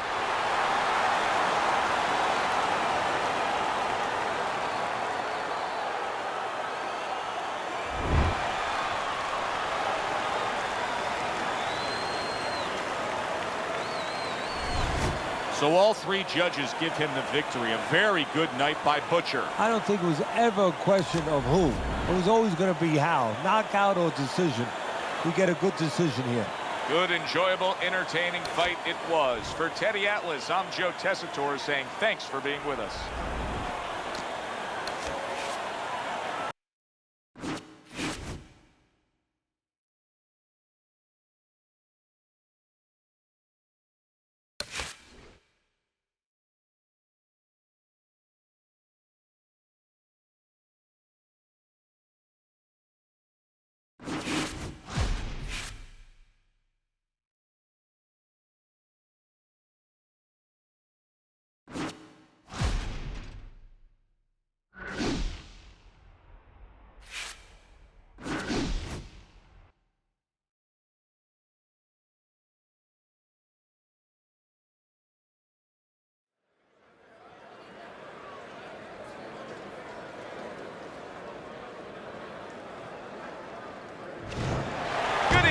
everybody. Joe Tessitore alongside Teddy Atlas, and welcome to Vegas, where they do it bigger and better than any other city when it comes to the big-time fights.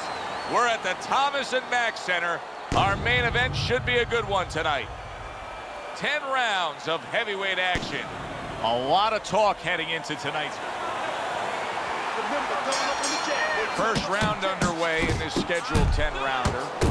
He missed with that headshot. And yet another right hand lands. Good step back, counter punch there. Beautiful. Raging Bulls right in the way of that hook to the head. Oh, that had to hurt. And you see how he just set the table for that right hand after the jab. There he is from long range using that jab. So if you're on the outside, say at a picnic, you want to keep those insects away, you use insect repellent. While you're on the outside as a fighter, you want to keep your opponent away, that jab, that's the way to go.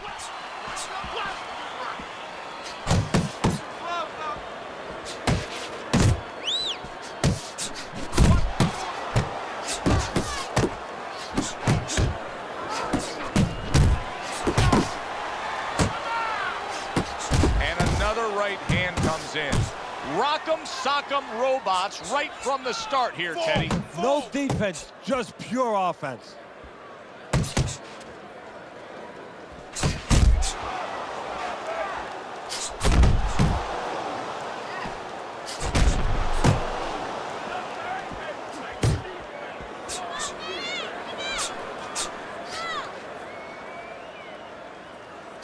Scores well to the head with the right hand. You see what happens when he commits to the uppercut. Look at that. Great work there. Good combination to the body. He scored well after being hit himself. Raging Bull's movement's really helping him out, avoiding that punch. Accurate counter punch by Raging Bull. End of the round here, a round that saw a lot of action, the kind of round that fans pay to be here to see. Well, these are TV-friendly fighters, and we figured that coming in.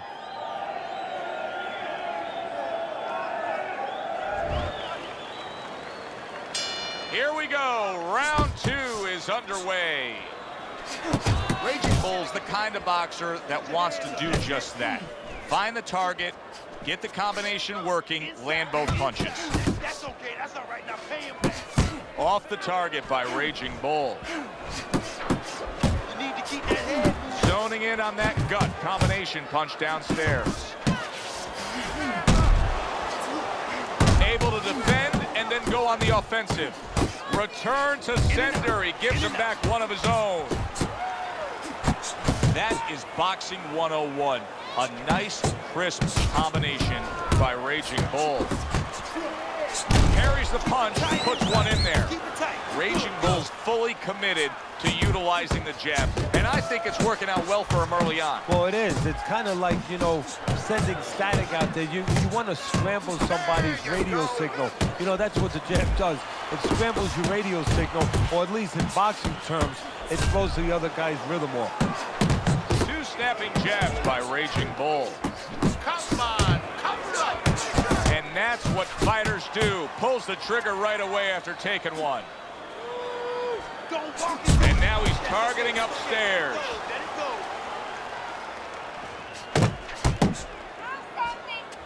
Oh, and the right hand comes into play by Raging Bull. Took a shot, now he gives a left. Not one, but two. Good work with the jab up top. He gets hit, but he gives it right back. He snaps a jab. Oh, he just misses with that headshot. Targeting that head with the combination punching.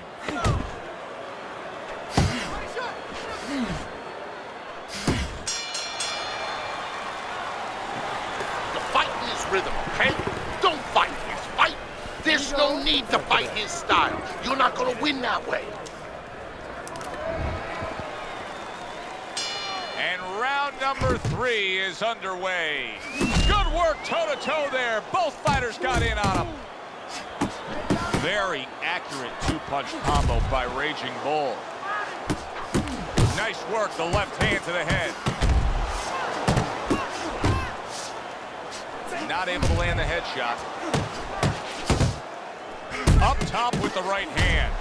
Look at this, another power punch able to land. We're early on in this fight, he's going for it. Yeah, you wonder if he's got a car waiting outside.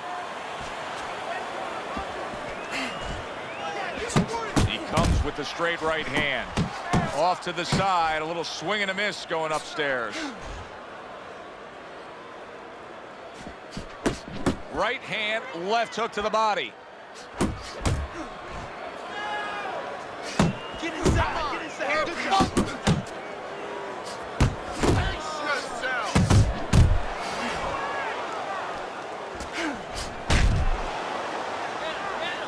Oh, and he returns fire with a left hand. Keep doing what you're doing.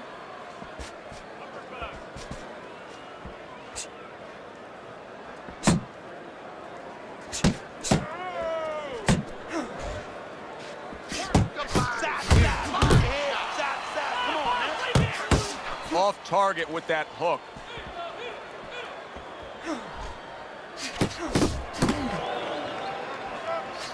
Goes upstairs with a right hand, left hook combination.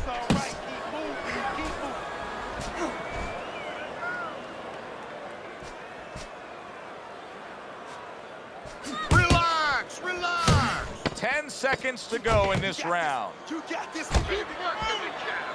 Good, good. Right to the head with that right. And this round comes to an end. But you gotta keep working. Keep working, and this fight is yours. Don't get lazy out there. You hear me? Don't get lazy. Winning this fight, but do not get lazy. You don't need that. No, throw that away. 3 rounds completed here as we take a look at Teddy's scorecard for the first time. Nice work with the jab on the outside. And now you can see him doing some fine work here on the outside of his opponent. You know, and I see a terribly long, difficult night for his opponent because we already know he's going to win on the inside. That's his place. Now he's controlling things outside where it's not supposed to be his place. Wow! He just went down. The in-fighter went out, and now he went down. Hey, it's okay to go out, but go out the side door. He went out the front door, and as you said, maybe he's paying the ultimate price. 1, 2, 3. He gets up after that punch, put him down on the canvas. Now he needs to get on that bicycle and stay away from this guy. Raging Bull's combination punching is working well here. See, that's the work they want to see with the right hand by Raging Bull. You can see he's trying to score up top, but off the mark there.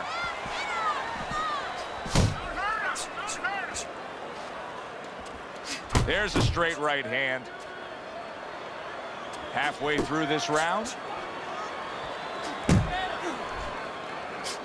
Well, something's got to stick. He sends the combination to the body.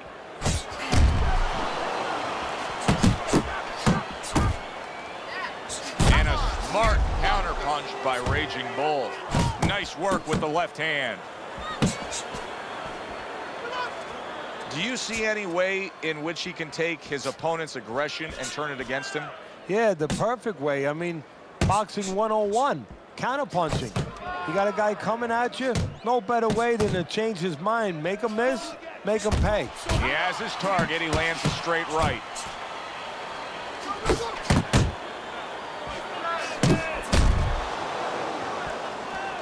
Right to the body. Final 10 seconds. Raging Bull showing you a little defensive skill there, able to move away from that punch. To the head he goes with a left hand. And the round comes to an end. Raging Bull's corner has to keep him calm. That's the kind of cut that can send a fighter into fits. Yeah, and a quarter man into using crazy glue instead of adrenaline. I mean, that is a scary cut, as you just said. Keep working the body.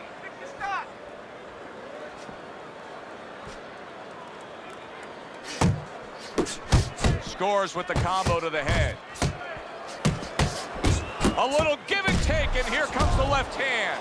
Back to the body.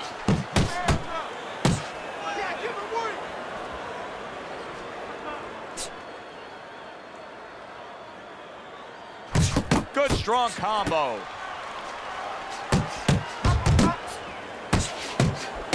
Good left there. Comes right back with some offense of his own. Keeps his hands up defensively, protecting the head. Trying to erode away that body with the combination punching. I gotta stop and make this statement at this point in the fight. This may be, combined, one of the most amazing performances I have ever seen.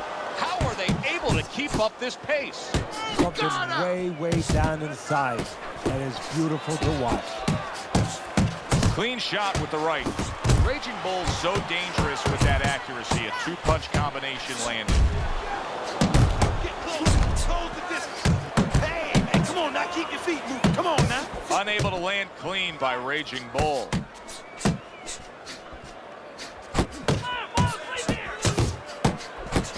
Raging Bull's at his best when the combinations are landing. He scored well there with that combo. The left hand coming into play by Raging Bull. Coming to the end of round number 5, last 10 seconds. Nice work on the combination. Right hand and then the left hook to the body. I like the way he looked at the end of that round. It looks like he's gaining some momentum here. Good competitive fight. And I do believe that he's up on the scorecards. Yeah, I have it the same way. He's tired. Yeah, champ, he's tired. Move your head.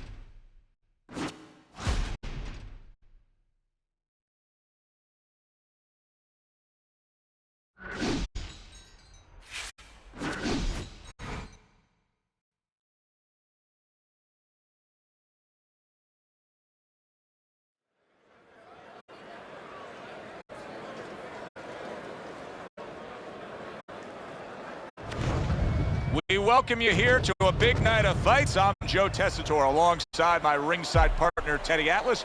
Looking forward to all the action today, and we're just about set for it. He's on his way to the ring. You can see it in his eyes. You just know he's got that feeling tonight.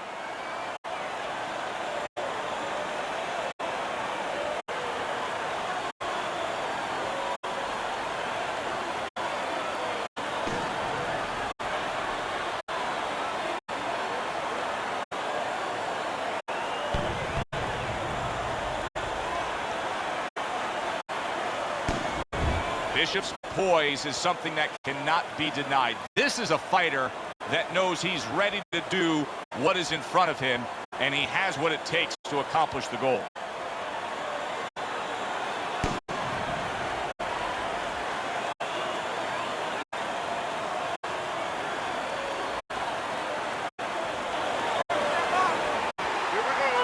Little get to know you here in the opening round, scheduled for 10.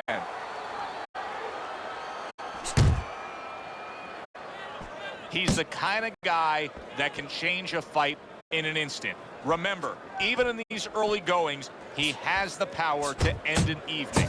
Yeah, don't go to the refrigerator. Oh, you know what? You can go, but don't open up the soda, whatever. You come right back.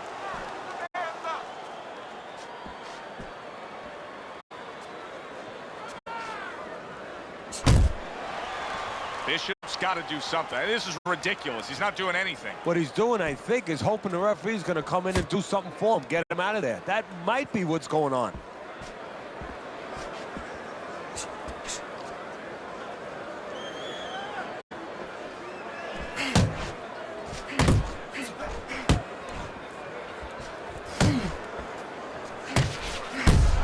Halfway through round number 1.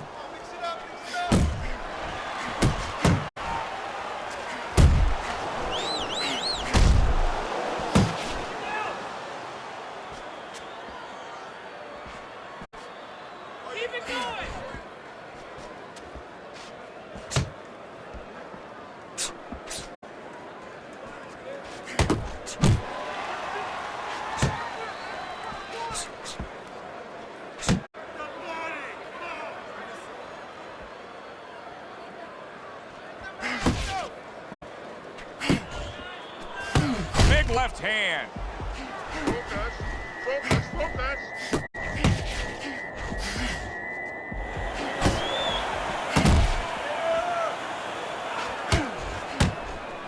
Forward, forward. Bishop is rocked by a huge hook to the head. Oh, good exchange there. We see how he comes over the top with that left hand. Well-placed shot there. The end of the round is upon us. And now this fighter will hear some attaboys from his corner. He just got to his man good. He did, and he's feeling real good now, having that kind of round. But he also has to hear something else from his corner. Don't forget how you got to that point. Don't get intoxicated. Don't get drunk by the success of that one punch. He scores with the left. Now he's putting his punches together, the combination upstairs. Bishop scoring with that right hand. And right from the start, he's throwing the power punches and landing them. I think he has a date and he wants to get to it. He tried to nab him up top, but was unable to connect. Stay inside. Bishop's right hand did a nice job that time. That worked well for him.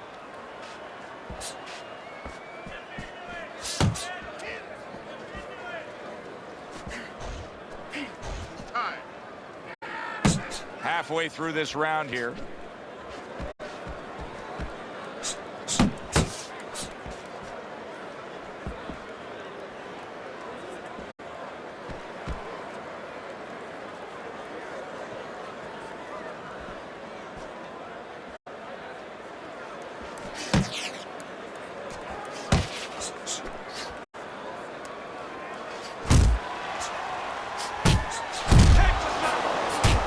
Bishop's proven to be elusive.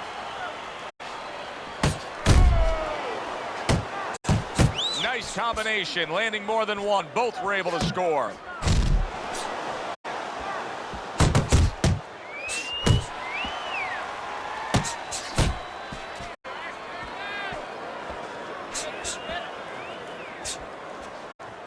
Move in. Cover. Final 10 seconds of round number 2.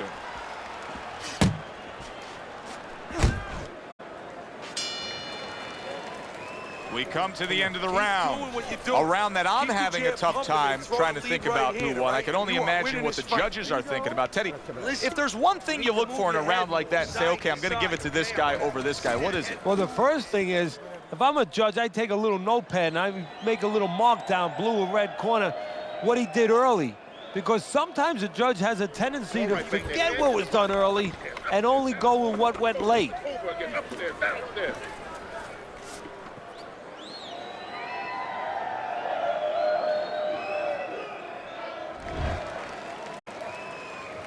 And round number 3 is underway. See, he's got his guard up really well that time, and it protects his head.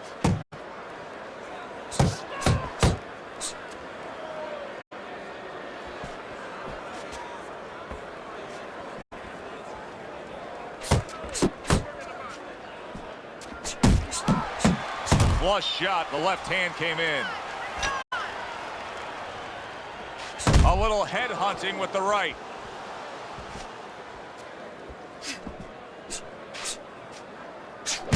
And now a little combination punching, landing both shots.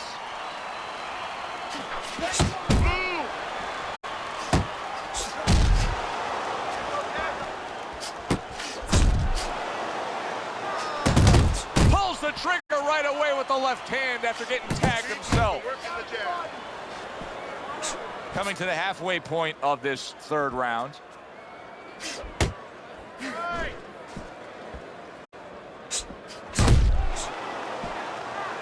He digs in with the left hand to the body.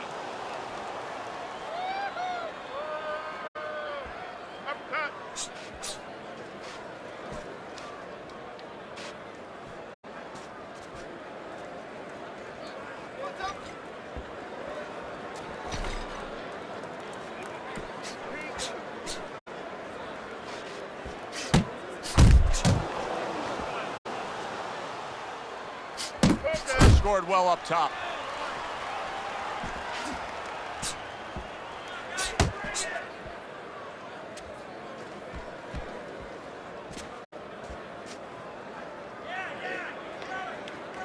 We count down the final moments of this round.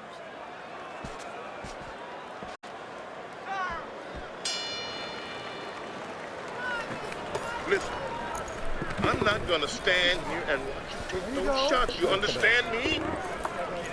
Let's see some defense and more punches. Nice work on the inside. Good job.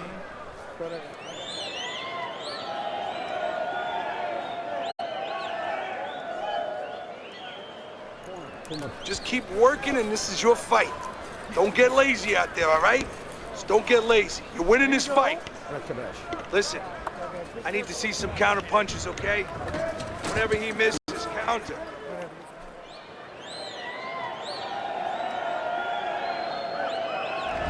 Hasn't been a lot of distinct action so far that would give anybody a commanding lead in this fight. Although on Teddy's scorecard, you can see that he is up a round after 3 rounds.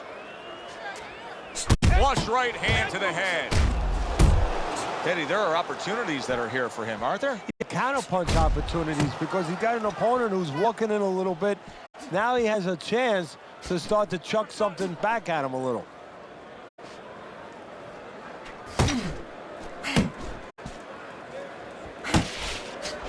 Little head hunting never hurt. Does it with the hook. On the inside. What is that? It's still not moving enough.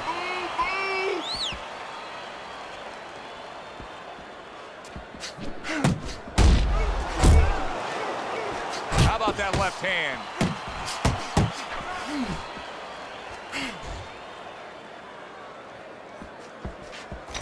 "90 seconds to go in round number 4.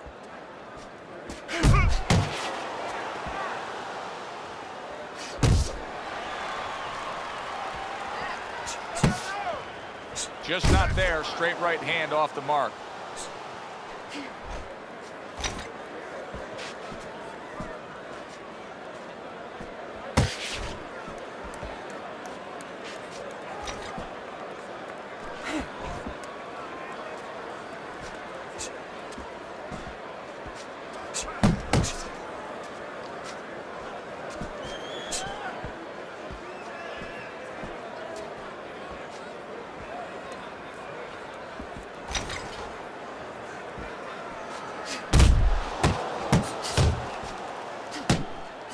He's committed to that jab, and he doesn't just throw one out there, but brings the second one immediately behind it.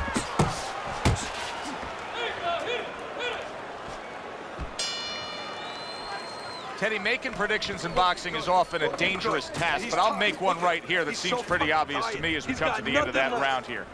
This fight is going to be a brutal display as long as it lasts. It's kind of like going and watching that home run contest. Nobody's trying to hit singles or doubles. You know they're all going for the fences. You're okay, don't worry. You're doing fine. I need you to move your head more side to side. Don't let him keep his distance from you, okay? I want you to take that.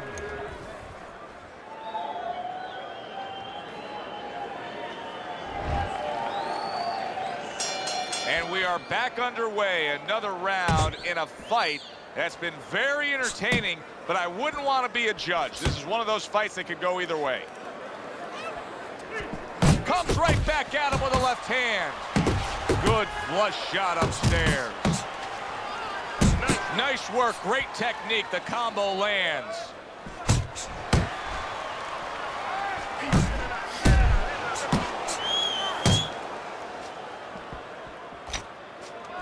Nearly flooring him, the hook by Bishop. Scores up top with a left. See him timing that double jab to the head. Takes one to give one. He comes back with a right hand. Good block by Smokin. Smokin's out there just waiting on a counterpunch, isn't he? Yeah, well, first of all, why is it? Because he knows if he walks in, he's going to get caught. So what he wants to do is, he knows there's basically a guard at that door. He's trying to get that guard to get out of there so he could go through that door. There's a nice left hand able to get in.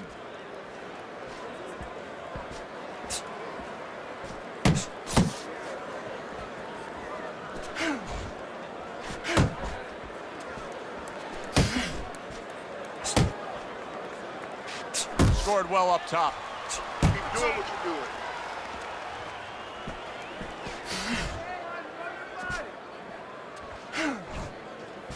Scored well with the left downstairs.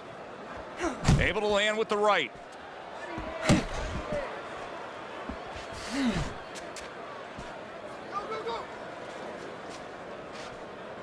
10 clicks of the talk. Smokin's hit by that power shot. And round 5 comes to an end. Well, I suppose there's a lesson to be learned here, but it may be too late to learn it. Time and again, as we've gotten to the later rounds of this fight, his opponent has landed these headshots, and he's done so at a very safe boxing range. Yeah, time for school is out. I mean, the next fight, okay, you could go to the classroom, but right now, he's got to come up with something. I think he has to start timing his opponent a little bit. You know, he can't outwork him. He's too easy to hit. While he's punching, punch with him. You're getting hit anyway. Maybe you're going to strike something. Great movement to get away from those punches.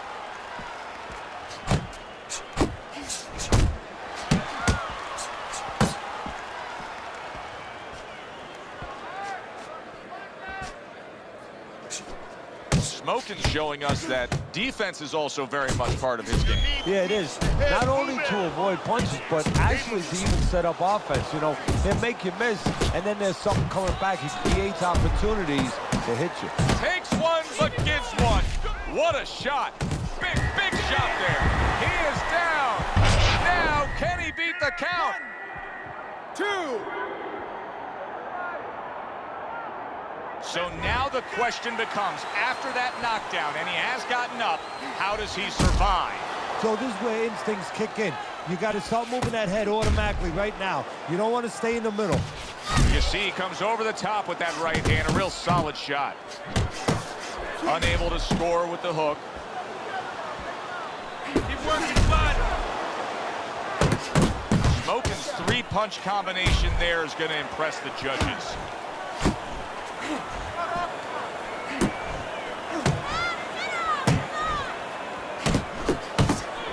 Well-placed overhand right.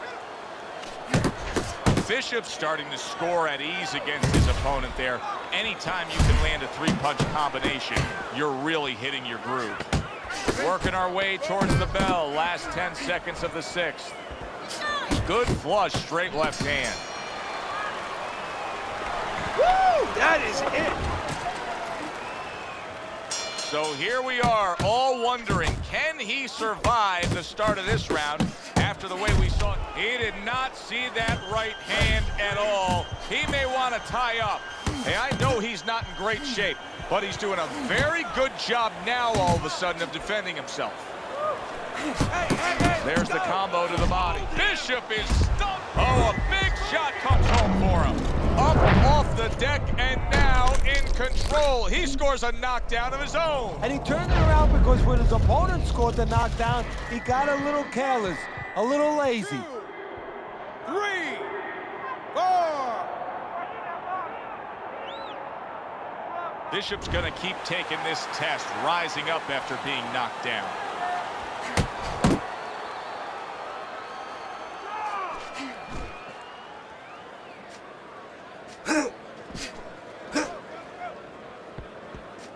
Use the jab. There's a headshot, but he parries it away.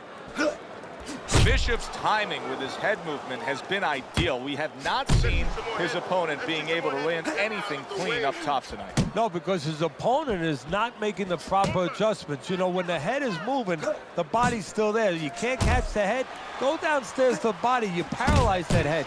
You start to take that movement away. Before you know it, the guy's not quite as elusive. Little head hunting with the left. Good flush shot by Bishop. Look at the accuracy with that hook upstairs. A well-targeted jab that time. Very accurate with the overhand right. He's showing what a skilled fighter he is with this counterpunching. Pace yourself.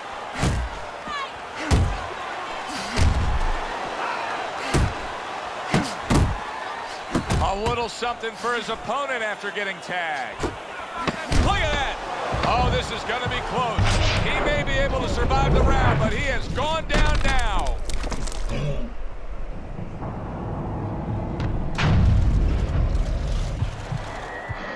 One, 2, 3, 4, 5. 3 minutes gone by in this round. You took a lot out of him that round. Keep that up. Bishop's leading on your scorecard as we start round number 8, Teddy. But there is some doubt here. Only a few rounds remain. Yeah, don't forget now in the other corner what's going on. We're just looking at one side here, Joe. But in the other corner, they're very aware of what's going on. They're behind. They're telling their guy, get after him. So it's not going to be enough to just stay status quo. This guy better be ready to lift up his concentration a little. He's throwing a lot of punches here. Now, his opponent is showing very, very good movement. What adjustments can he make to deal with that movement? Well, Joe, when you find a guy who's smart, who's hard to hit, first of all, you got to shorten those punches up.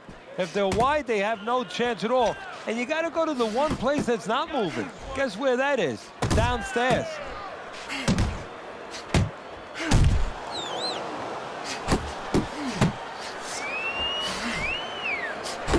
And now committing to that midsection as the target with the combination punching. You got this one. Good exchange. He fires back.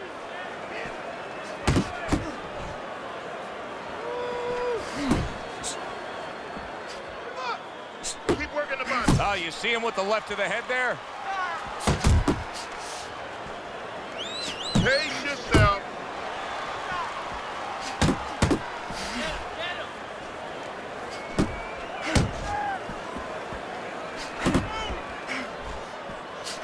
And now he scores well with a straight right.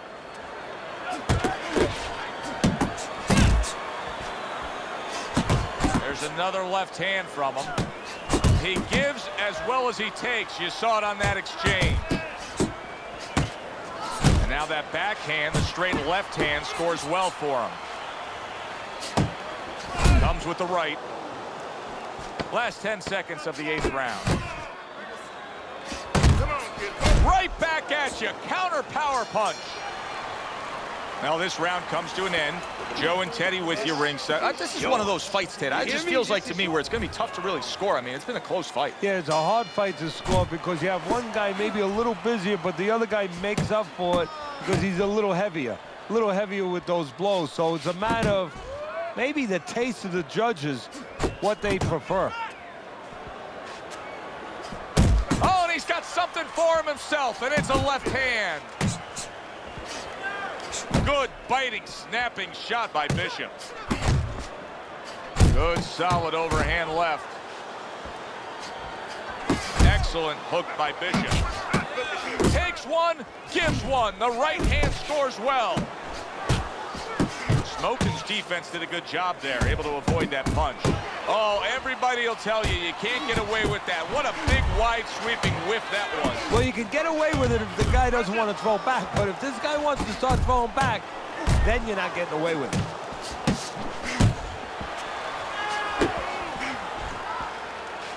.90 seconds into the 9th round. Accurate with the straight left. Tried to land that upstairs and was off the mark. Keep it tight in there.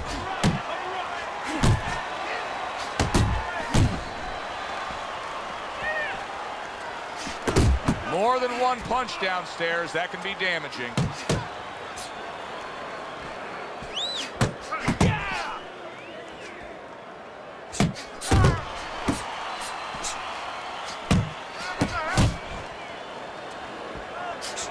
Smokin's got a way of just getting away from that punch. Able to time that left hand and score with it. Good scoring shot. It was a straight right. Good job on the two-punch combo by Bishop. Keep doing what you're doing. He took a shot, but he gives one of his own. A left hand scores. Look, you're behind us. The only way to win this is a knockout. They have given a lot tonight. Now one more opportunity to give a little more. The final round is upon us. Really good work right there, landing the two punches in sequence by Smokin. Bishop is doing a really nice job here. I mean, putting his punches together. This is what you're supposed to look like as an offensive fighter. Yes, it is, especially when you have a guy in front of you putting the earmuffs on. You know, you cover up the way that his opponent is. You're supposed to put them together. One or two are going to be blocked. But when you put them together like that, they're going to get through. Little head knocking with that right hand. Missed the target with that hook. Comes right back with a shot of his own. Oh! Ruined in one instance. Just done. Fight over.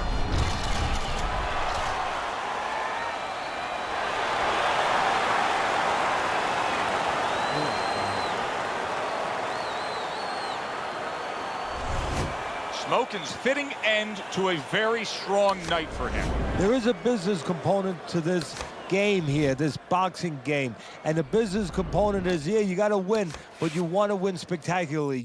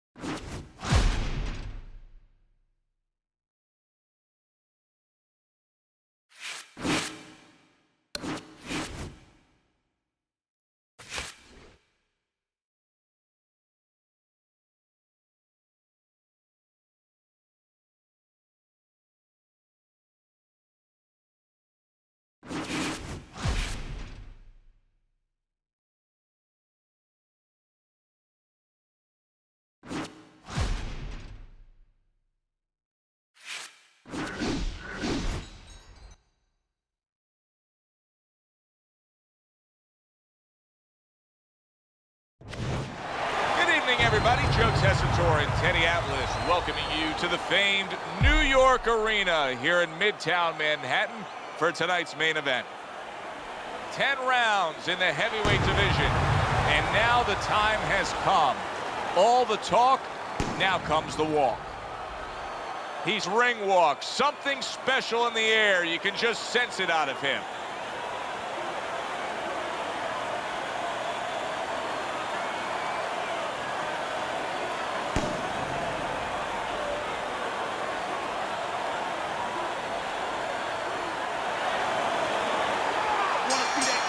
Get a fight like this that everybody's been talking about. It's always so interesting to see these opening moments here in round number 1.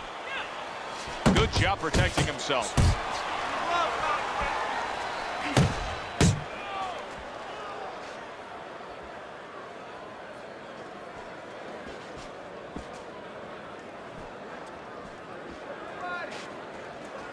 Gets rid of that. It was intended for his head.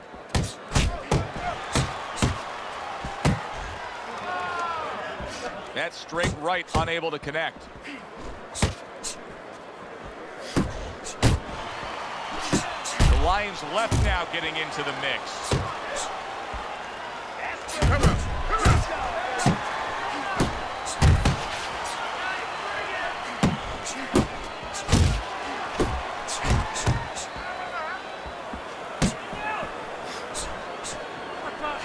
And coming upon the halfway mark of this 3-minute round.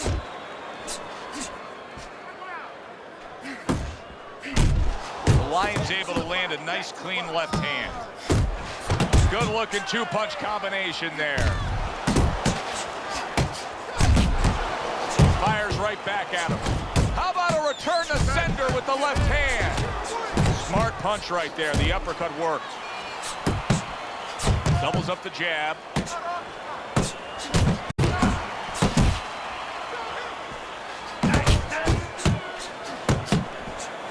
They trade shots. He comes back with a right hand.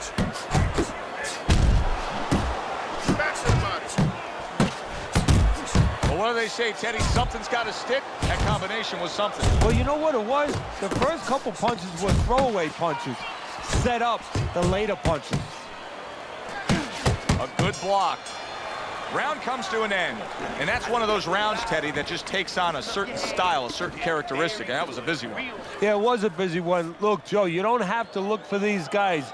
They're right there in front of you. Why do you think that is? Why do you think sometimes you just get those rounds where it all happens? Because of styles. You know, styles make fights. In this case, you're seeing proof of that right there. Both guys that are aggressive, both guys that are very confident. I'm not going to stand here and watch you take those shots. You understand me?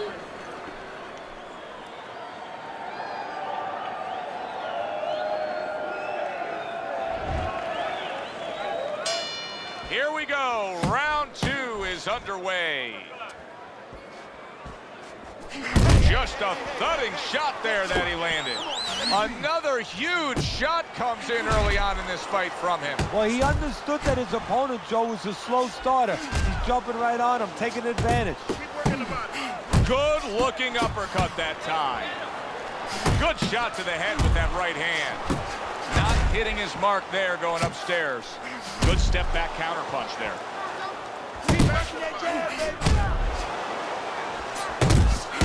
A little something of his own. Blocks the shot, brings back the uppercut.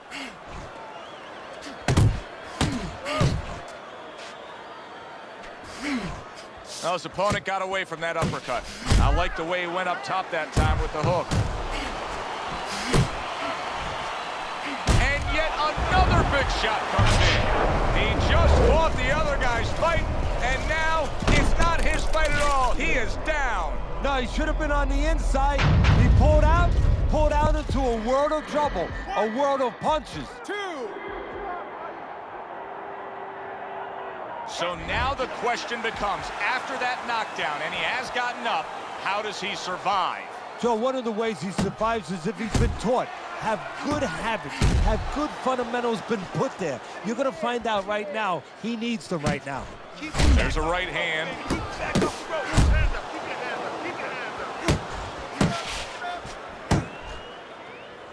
And you see what he can do when he sends that right to the head.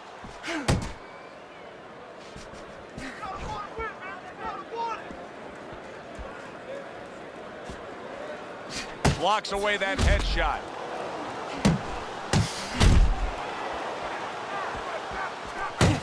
Close the distance. That's good. That's good. That right hand serving him well. Just 10 seconds to go here in the second round. Goes up top with a right hand. The Lions' momentum now could carry things. That was a strong round scoring that knockdown.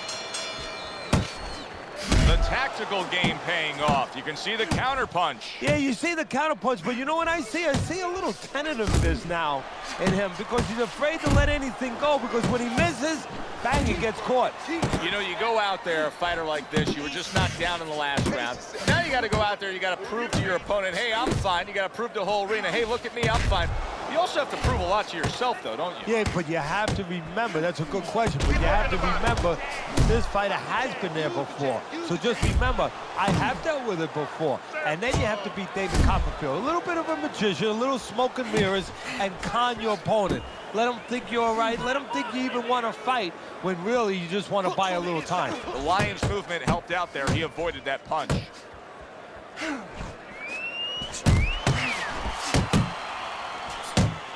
Nice. Committing to the combo now. Both land. More punches, baby. Punches and punches. Let's see. Let the fist go. 90 seconds to go here in this round. Good right hand.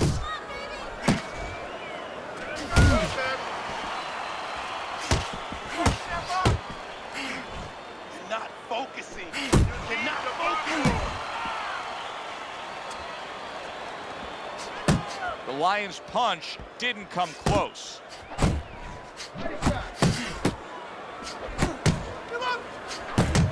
Inside. Watch that. He takes a shot and then commits to giving one right back.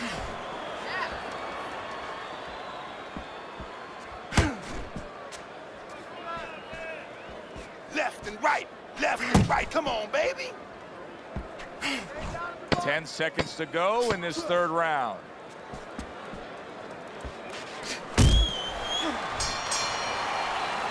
And we come to the end of the round. He's given up 2 rounds on Teddy's scorecard as we begin round number 4, but I think he's got a pretty bright future in this fight here, knowing that he's gotten 2 wins. Yeah, he knows it, and maybe more importantly, his opponent knows that he's been hurt. And I can see it already. It's making him a little bit more tentative, so it's making his job a little easier. The Lions impressing the judges and himself with that right hand. He gets off with a combination up top. Needs to improve that accuracy, missed with the headshot. Well, his opponent is opening up and coming forward, so I would think there are some opportunities that exist. Yeah, I think some counterpunching opportunities. Opportunities not on the front end, but on the back end.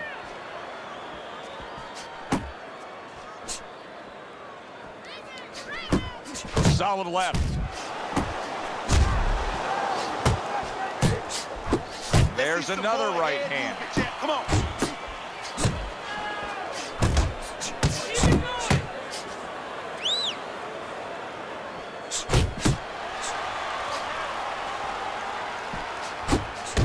He fires off the combination there and it lands.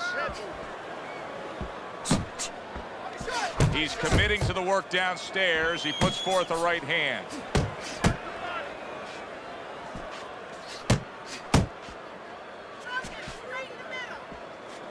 Don't walk into his punches. Come on now. He just missed that shot up top.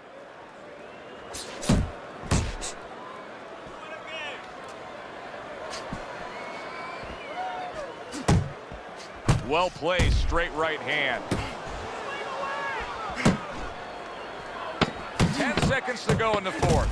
Good shot there with that left. All right, Teddy, let me put you back in your old job here. You're going to be trainer here. Now, we're just coming off of a round there. where clearly I think he won the round, but it's a close competitive fight that your guy probably win. Yeah, I know what not to tell him. I'm not telling him he's winning. That's what I'm not telling him. I want to make sure that he keeps his edge. You know, he stays smart and everything, but the only reason that I think he's up is because he's keeping the punch output. He's staying sharp defensively. You know, he's still attacking in the spots that he should attack. I want to keep it that way.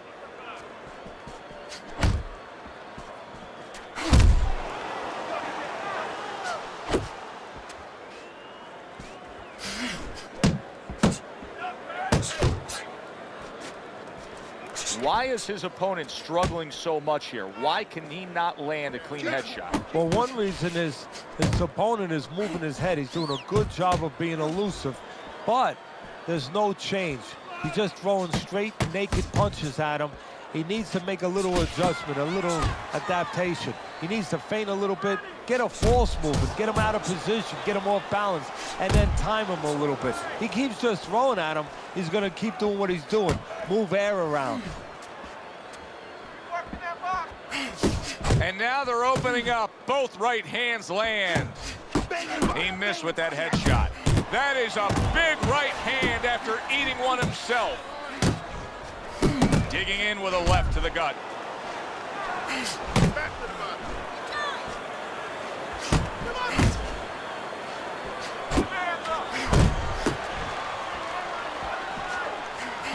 Scored well upstairs with the right hand. Get inside, get inside. Good job. He's tired. The Lions way off the mark. That punch didn't have a chance. And now you can see him zoning in on the target with that double jab. And this round comes to an end. The Lions, well, he's back in the corner, which is critical in terms of trying to stop the bleeding on that cut. But it's also critical because they need to put forth a new defensive game plan. Yeah, they have to make sure that they buy some time here and start moving their head, using their... He got caught by that right hand. He never saw it coming. He may be looking to clinch here. Oh, that's gotta hurt. Wow, is this good stuff? What good stuff. He just scored the knockdown after being knocked down earlier. Joe, that's incredible. And the knockdown earlier actually set up this knockdown because his opponent, he got a little reckless, a little careless.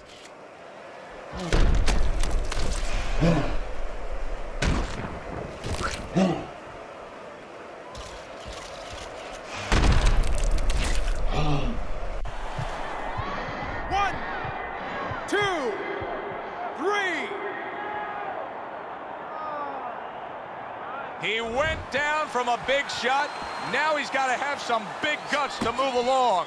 You're going to find out exactly what he's made of.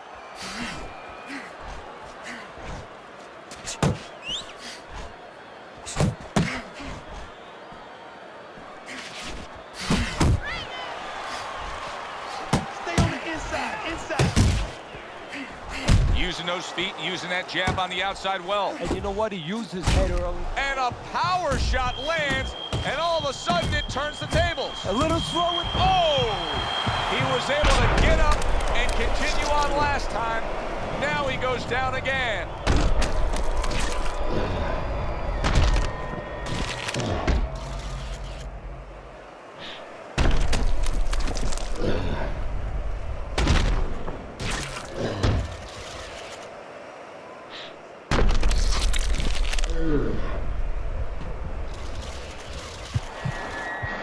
One, two, three, four.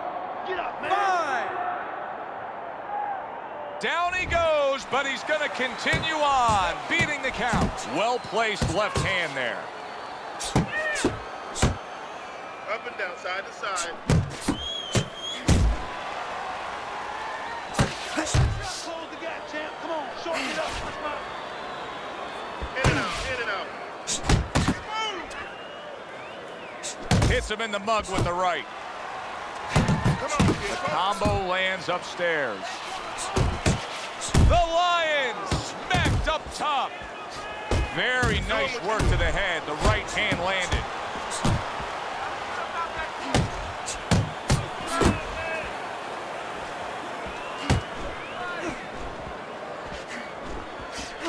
Final 10 seconds of the 6th round. He's showing what a skilled fighter he is with the counterpunching. Well, the old timers used to say, when you're calm in there, when you're in control in there, you can make him do what you want. He made him tie his shoelaces right there. So he scores a knockdown in the last round. Now he gets to settle down and gather himself a bit. Do you go after it? Do you get super aggressive here, having had your man hurt? Or do you still have to employ a certain amount of caution? It's kind of like being at the carnival. You know, you just hit the bullseye, and you got that big stuffed animal you can give to your wife or your girlfriend. But now he doesn't want you to go away with that. Oh, no. No. He tells you, wait a minute, try again. You could trade that in for something even bigger, but you might lose the one you have already. That's the question. The Lion's showing that he's got some defense of his own. He got away from that punch. He is damaged badly there. He may hit. Did you see that? Can you believe that? What a huge punch. You couldn't have seen that one coming. And those are the ones you usually don't prepare for. You prepare for the ones that are more sophisticated, the ones that are a little tighter in the gym. You don't have training for these. 1,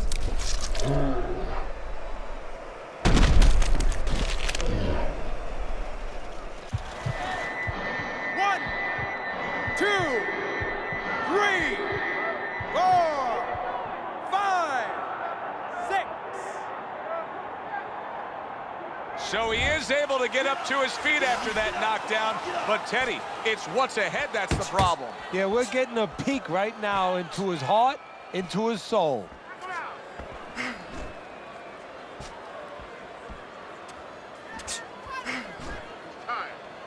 Halfway through the 7th round. Solid left hand.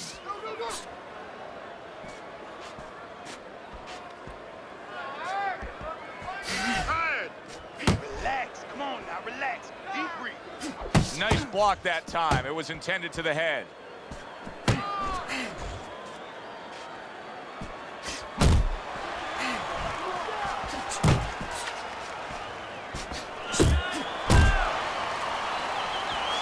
Scores well to the head with the right hand. And now they're trading blows.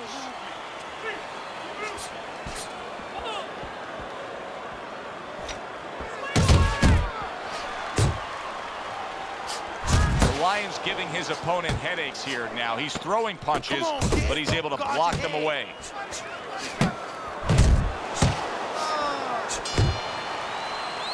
And round 7 comes to an end. Bring your hands up.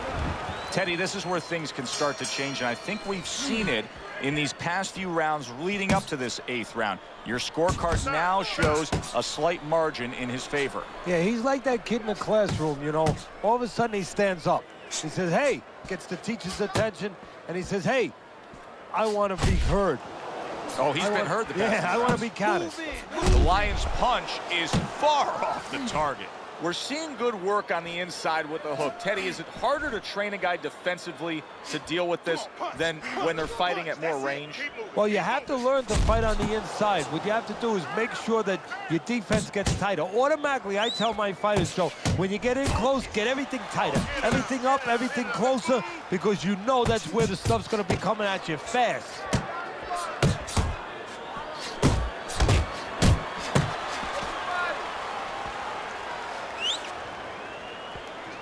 That's a flush shot, banking away those body shots with the left hand.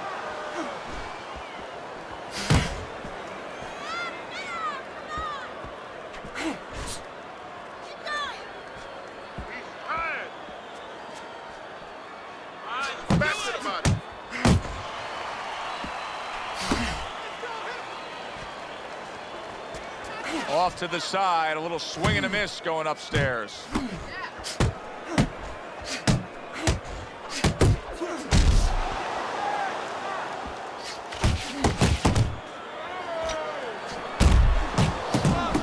Doing well here with that big shot he just scored with. Can he beat the count? I don't think so here, Teddy. Now I know where they got that saying, falling like a sack of potatoes. Let's go. 1, 2, 3, 4, 5, 6, 7, 8, 9. Good fight, bro. Get up, damn it. Come on now. And it's over. Look at this. The Lions, hand to be raised in victory. He scores the knockout here tonight. So here we are late in the fight, just coasting along, and then that happens. And that's exactly why it happened, because he was coasting along. Everybody was comfortable. Everybody thought nothing big's going to happen. We're going to wrap it up. And that's when something like this does happen. For Teddy Atlas, I'm Joe Tessitore. Thanks for being with us.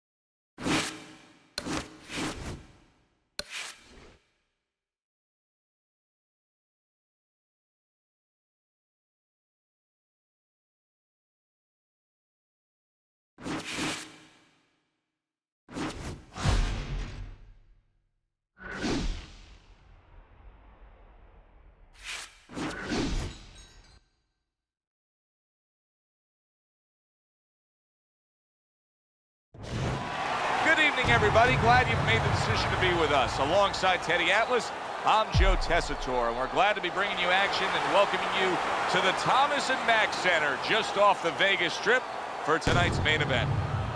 10 rounds of middleweight action, and the anticipate. Here we go. Box smart. Box smart. Round number 1 is now underway. All the talk is done. It is simply time to fight. Watch the hook. Come on.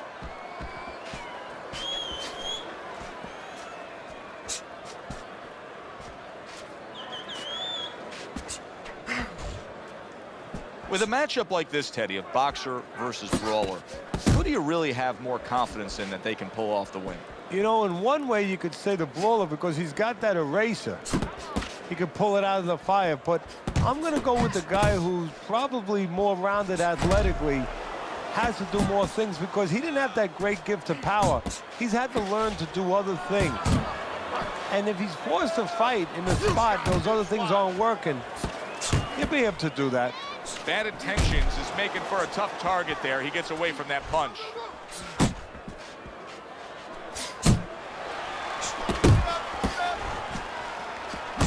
Boy, sharp two-punch combination by Bad Intentions. Keep your head moving.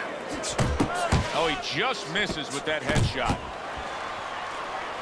That's a damaging jab. I know it doesn't seem like much, but that's a good, strong jab by Bad Intentions. There's the old 1-2 coming after him.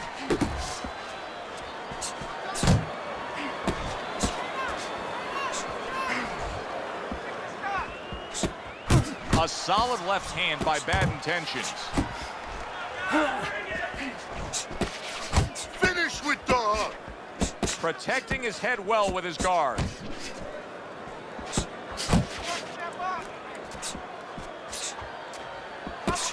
Good return fire that time. Combination to the head. Last 10 seconds. Wow, is he defensively sound. Let's see some more head. End of round 1. Now that he's back in the corner, we get a close-up look. Bad Intentions, his cut even looks worse. And it's up to the fighter now, Joe, for his attitude not to change. You know, we can look at it and we could say, wow, that cut looks worse. The fans can look at it and say that. But the fighter must be steady, the same attitude, as though he doesn't have a cut. Otherwise, he has no chance of winning this fight.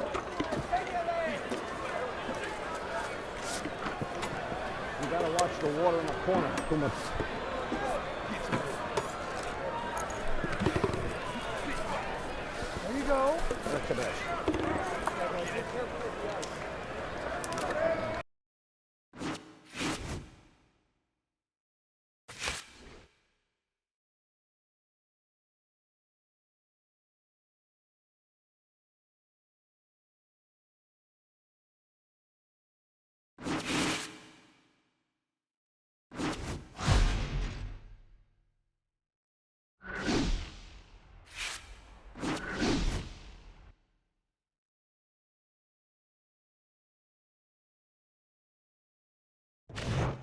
Good evening, I'm Joe Tessitore alongside Teddy Atlas, and we welcome you to London, England. We're at the Royal London Theatre for tonight's main event.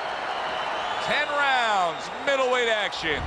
This should be a good one tonight. Both fighters say they are primed, coming off a very intense and passionate training camp.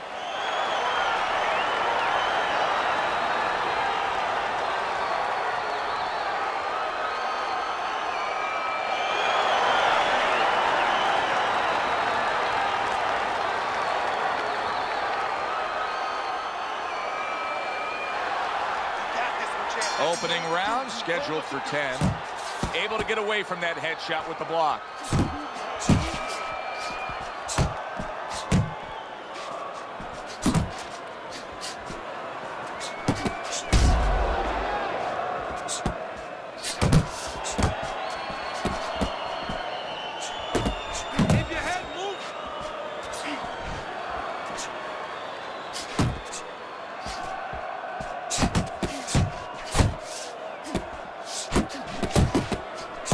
Timed by Money. He took a step back, landed the counterpunch. Exactly what he wanted to do.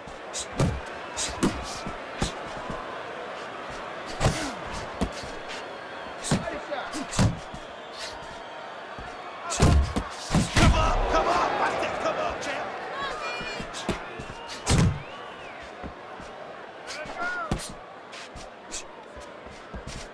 Reaching the halfway mark of this round.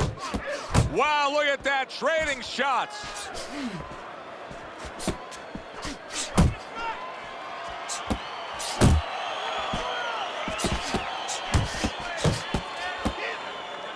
Gets rid of that body shot.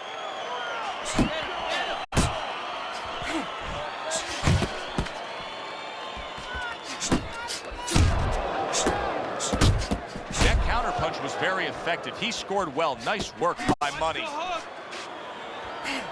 Mayweather's able to avoid that punch.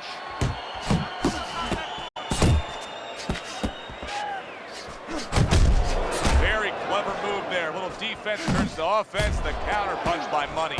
Double jab by Bad Intentions. Money's right hand working well that time. He scored well. Keep that guard up. Solid uppercut.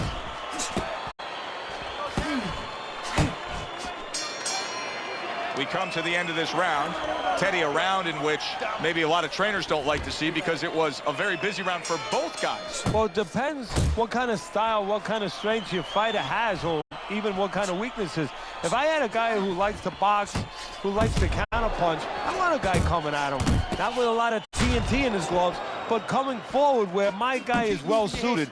He can pick him off a little bit.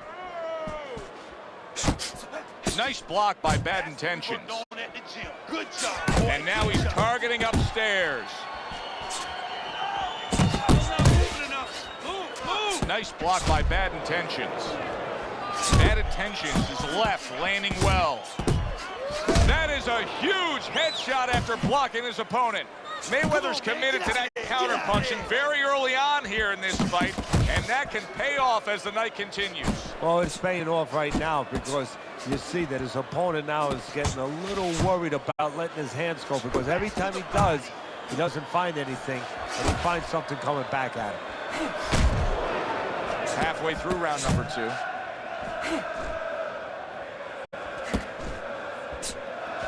Not able to land the headshot. And now he's acting like a fighter, coming back with the right hand after getting scored upon. Nice work blocking that, and then an uppercut of his own. And now we got a fight. He fires back a right hand of his own.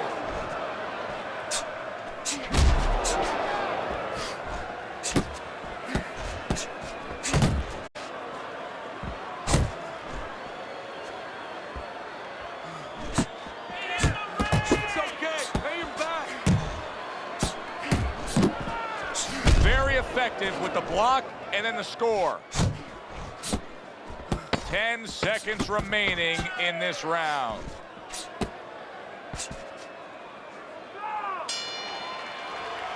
And that's the end of round 2. Bad Intentions is getting hit too much. I mean, it's as simple as that, Teddy. He comes back after that round, and he just got popped a lot. Yeah, well, right now he's got to find a way to get away from some of those punches, but there's a problem, a big problem. Like with anything else, how are you going to start changing it if you haven't been taught differently? I don't know that he knows the answers. Unload! Unload! More punches! You can see he's trying to score up top, but off the mark there. Mayweather's doing exactly what you should to be a strong defensive fighter. You got to block those punches away. Money's in a good rhythm defensively here. Teddy, what is that, a credit to his ability to anticipate? You know, also, it's the teaching. Let's give the trainers credit. Of course, let's give his background of the amateurs credit, but he learned how to get away from punches. This is technique that was taught to him.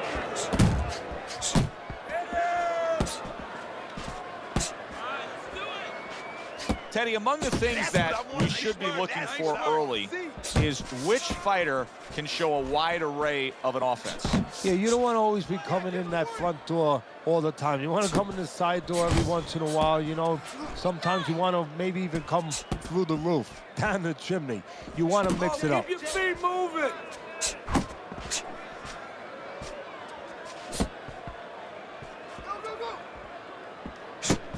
No, he missed that right.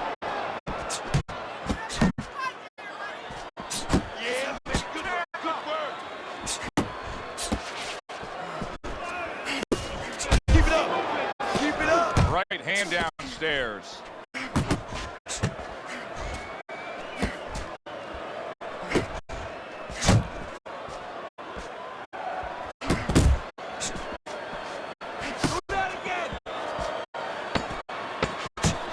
Last 10 seconds of round number 3.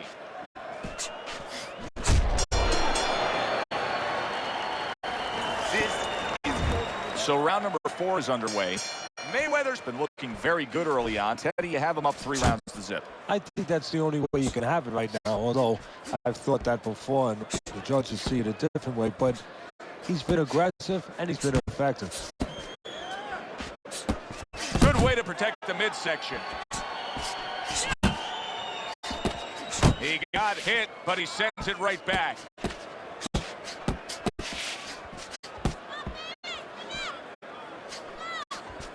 Well, I don't know if he's hip to the idea of becoming a counterpuncher, but I get the sense you'd agree with it. Yeah, definitely. I mean, he's got the perfect platform, the perfect form for it. The guy's walking in right now, not moving his head much.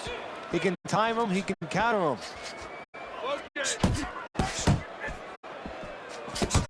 He's sending more than one at him now, the combo to the head. Bad intentions, his cut is on the cheek, and you can see that it's bothering him a bit right now. That's something we'll keep our eye on.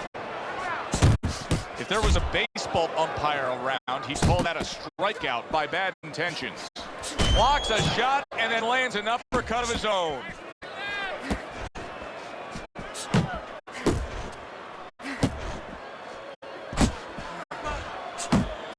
Up top with the right hand. Able to dismiss his opponent's shot and then comes back with an uppercut. Bad Intentions is putting forth that hard work he did in training camp there, landing a crisp combination.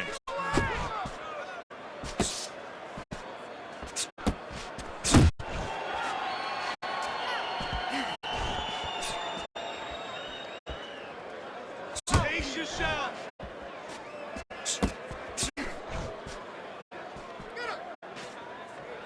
Fourth round now with its last 10 seconds.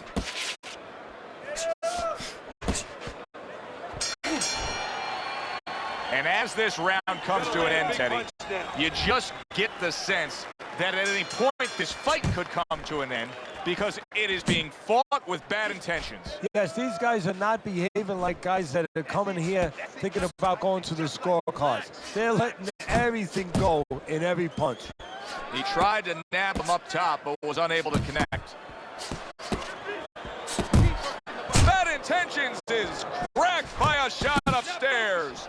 Well, maybe one of the most impressive characteristics and traits in all of boxing. We're seeing it on display here. He has an iron chin. Keep doing what you do.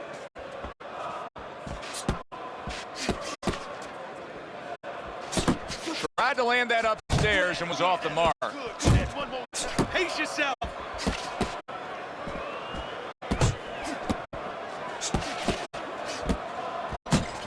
Money's opponent knows exactly what the game plan can be now. That counter punch landed with some success. How about that exchange? Well-placed counter punch by Money. Oh, you got this one, baby. You got this one all day, all day.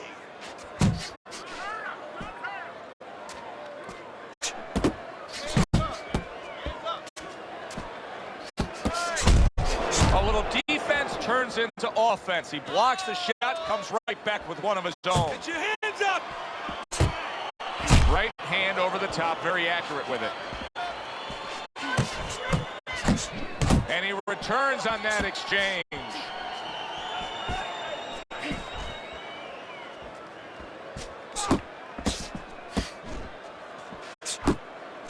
What a damaging blow. Nice hook upstairs. Final 10 seconds of this 5th round.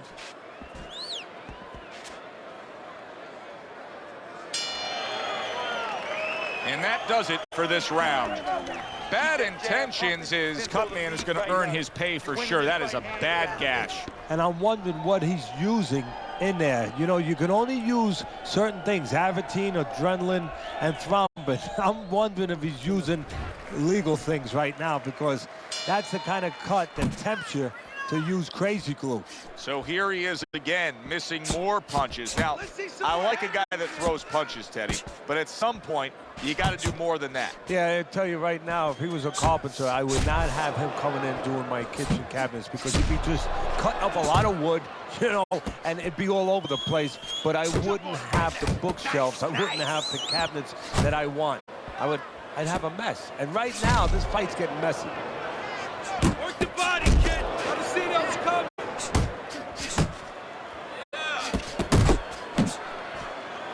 Good, smooth work by Money. That's classic counterpunching. Yeah, what he did was he pulled that right shoulder back. You know, he just pulled it back, gave him the left shoulder, and then gave him the right hand. Not hitting his mark there going upstairs.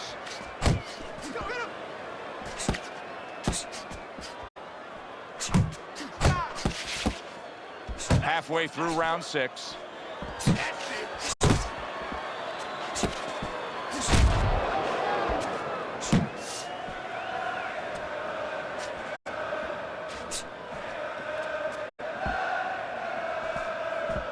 Needs to improve that accuracy. Missed with the headshot. Move your head. Uppercut. Nice combination by Bad Intentions.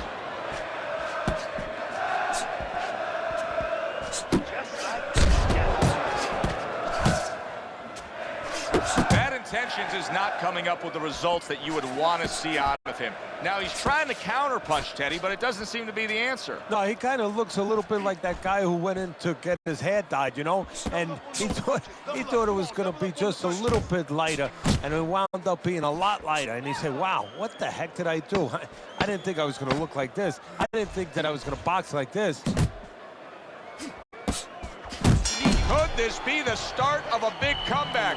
He went from owning this fight to now nearly down and out. You know, that's what makes boxing so great. Yeah, you can come back just like that. One punch at the right time. That was at the right time. Oh, what a whiff by Bad Intentions.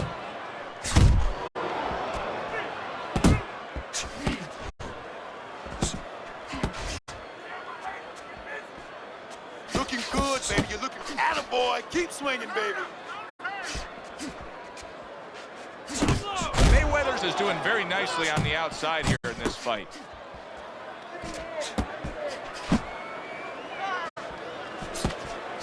Yeah, good work. Bad Intentions is coming up with the answers, avoiding that punch. Good, good. He digs in with an uppercut after blocking that shot away. Nice. Hey, you gotta see that coming. Let's go. Mayweather's here in these middle rounds, and he's doing a very fine job of just boxing and controlling the fight. Well, what he's done a real good job of, Joe, is he understands what he is. who he is, and he's staying to those strengths and staying away from the weaknesses. Work the body, kid. That's right, body shots, body shots. Keep moving. 1-2, baby, 1-2. Keep him popping, keep him popping. Keep working the body, keep working the body.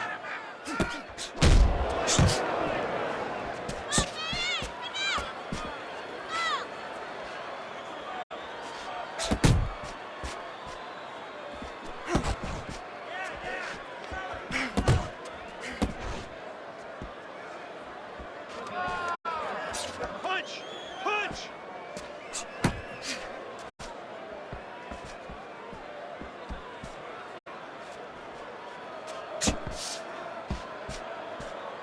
10 seconds to go in the seventh. Yeah, champ, he's tired. Look at that. That's it, that's it. And that's the end of round 7. Deep breath, good job, deep breath. You're in control of this fight, but don't get careless out there. Keep boxing smart. Nice work, he's hurt. Now I need you to jump on him this round, all right?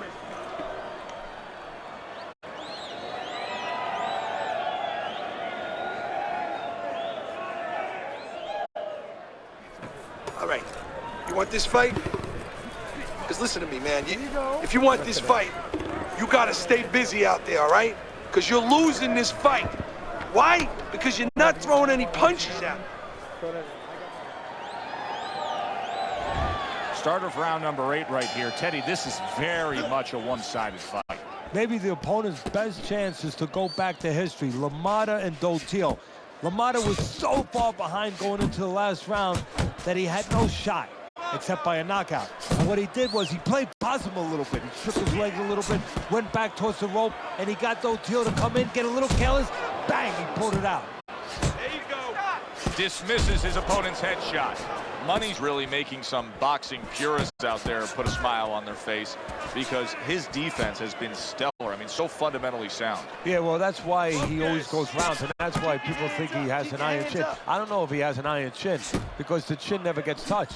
He's a guy that's always going rounds because his defense is so good. Bad Intentions is tagged by a hook. Well-placed counterpunch by Money. Mayweather's movement's really helping him out, avoiding that punch.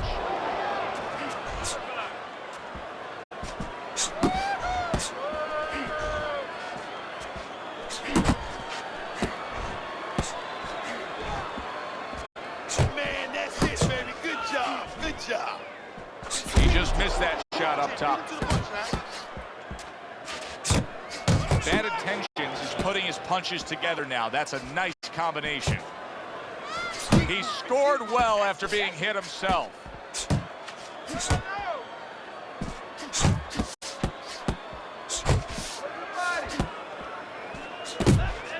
He missed with that headshot. Well done that time, landing the counterpunch. Bad Intentions is now having to deal with a bloody nose, and that can be a real distraction, especially when it comes to your breathing. Clock counting down here in round number 8. 10 seconds to go. Solid late goings here of this round, and he goes down. Can he survive it? 2, 3. Stand up, stand up. And the bell rings, signifying the end of the round. Okay. Bad Intentions' his defense is going to need to shine when he gets back out there. I mean, just look at the close-up of that cut we're seeing.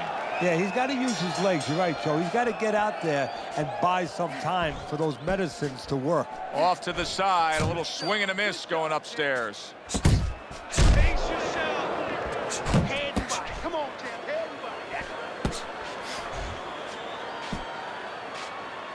Guard your head. Oh, he just misses with that headshot. Bad Intentions is a seasoned pro, and old pros tend to fall into the same pattern. Nothing has changed with him stylistically since he's been knocked down in this fight. Well, that falls right into that pattern or that cliche where old dogs can't be taught new tricks. Well, right now, he's going to have to come up with a trick or two, maybe, to survive this moment. Money's blocking ability is doing well for him there. Mayweather's doing a really good job of being defensively sound, of being patient, and waiting for that golden opportunity for some offense to come in the mix. Well, that's exactly what he's doing. He's waiting for a mistake to be made. You know, he wants a lead out of his opponent right now so he can make a miss and bang, come right back with that hook.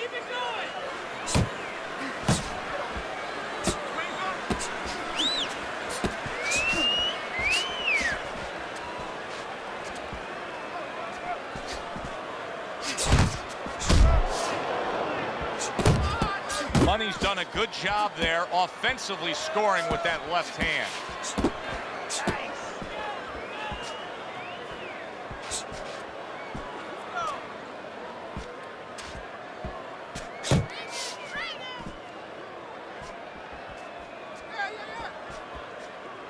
That's what I want to see, baby. That's what I want to see.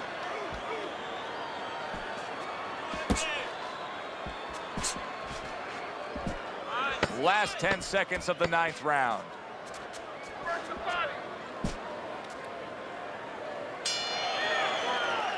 Mayweather's corner has very little to do right now. Why?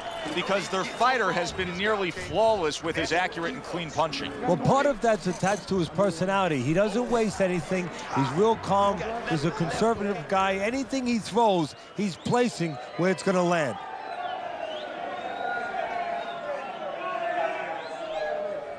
Suck it up. You want to win, you got to dig where you never dug. Throw. Throw.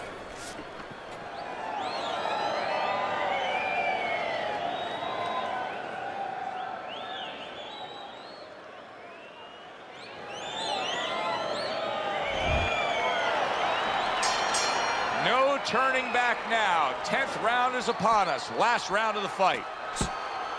See, that's some fine defense right there. I love that block by Money. Mayweather's showing you a little defensive skill there, able to move away from that punch. Bad Intentions is throwing wide punches. If I'm standing opposite of that, I jump on it. Yeah, well, if you're the fighter, that's where you have to be kind of like into a Kodak moment, where you take a picture and you say, okay, remember that, and the next time, bang, I'm going to take advantage. Return to sender. He gives him back one of his own. Not able to land the headshot. He returns the favor with an uppercut.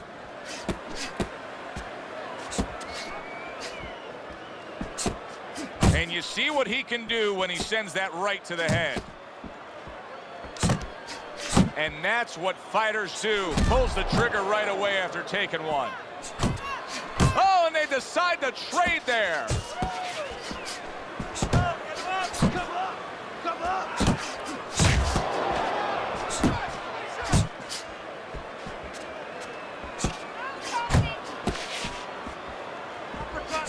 A minute to go in the fight.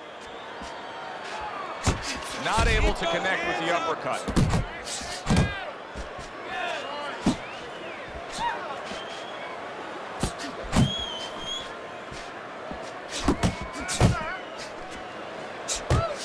That worked out really well, throwing off the right hand after getting tagged like that.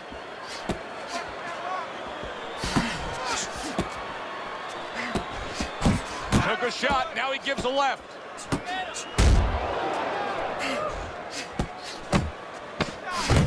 Well-targeted two-punch combo by Bad Intentions.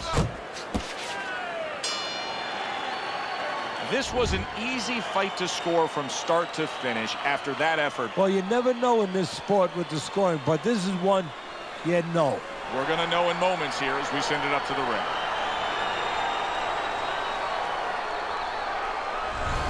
A well-deserved win by Money. Unanimous decision, say the judges. You're going to have your eyes closed and see that one, or almost closed. Thanks for being with us, everybody. For Teddy Atlas, I'm Joe Tessitore. Have yourself a great night.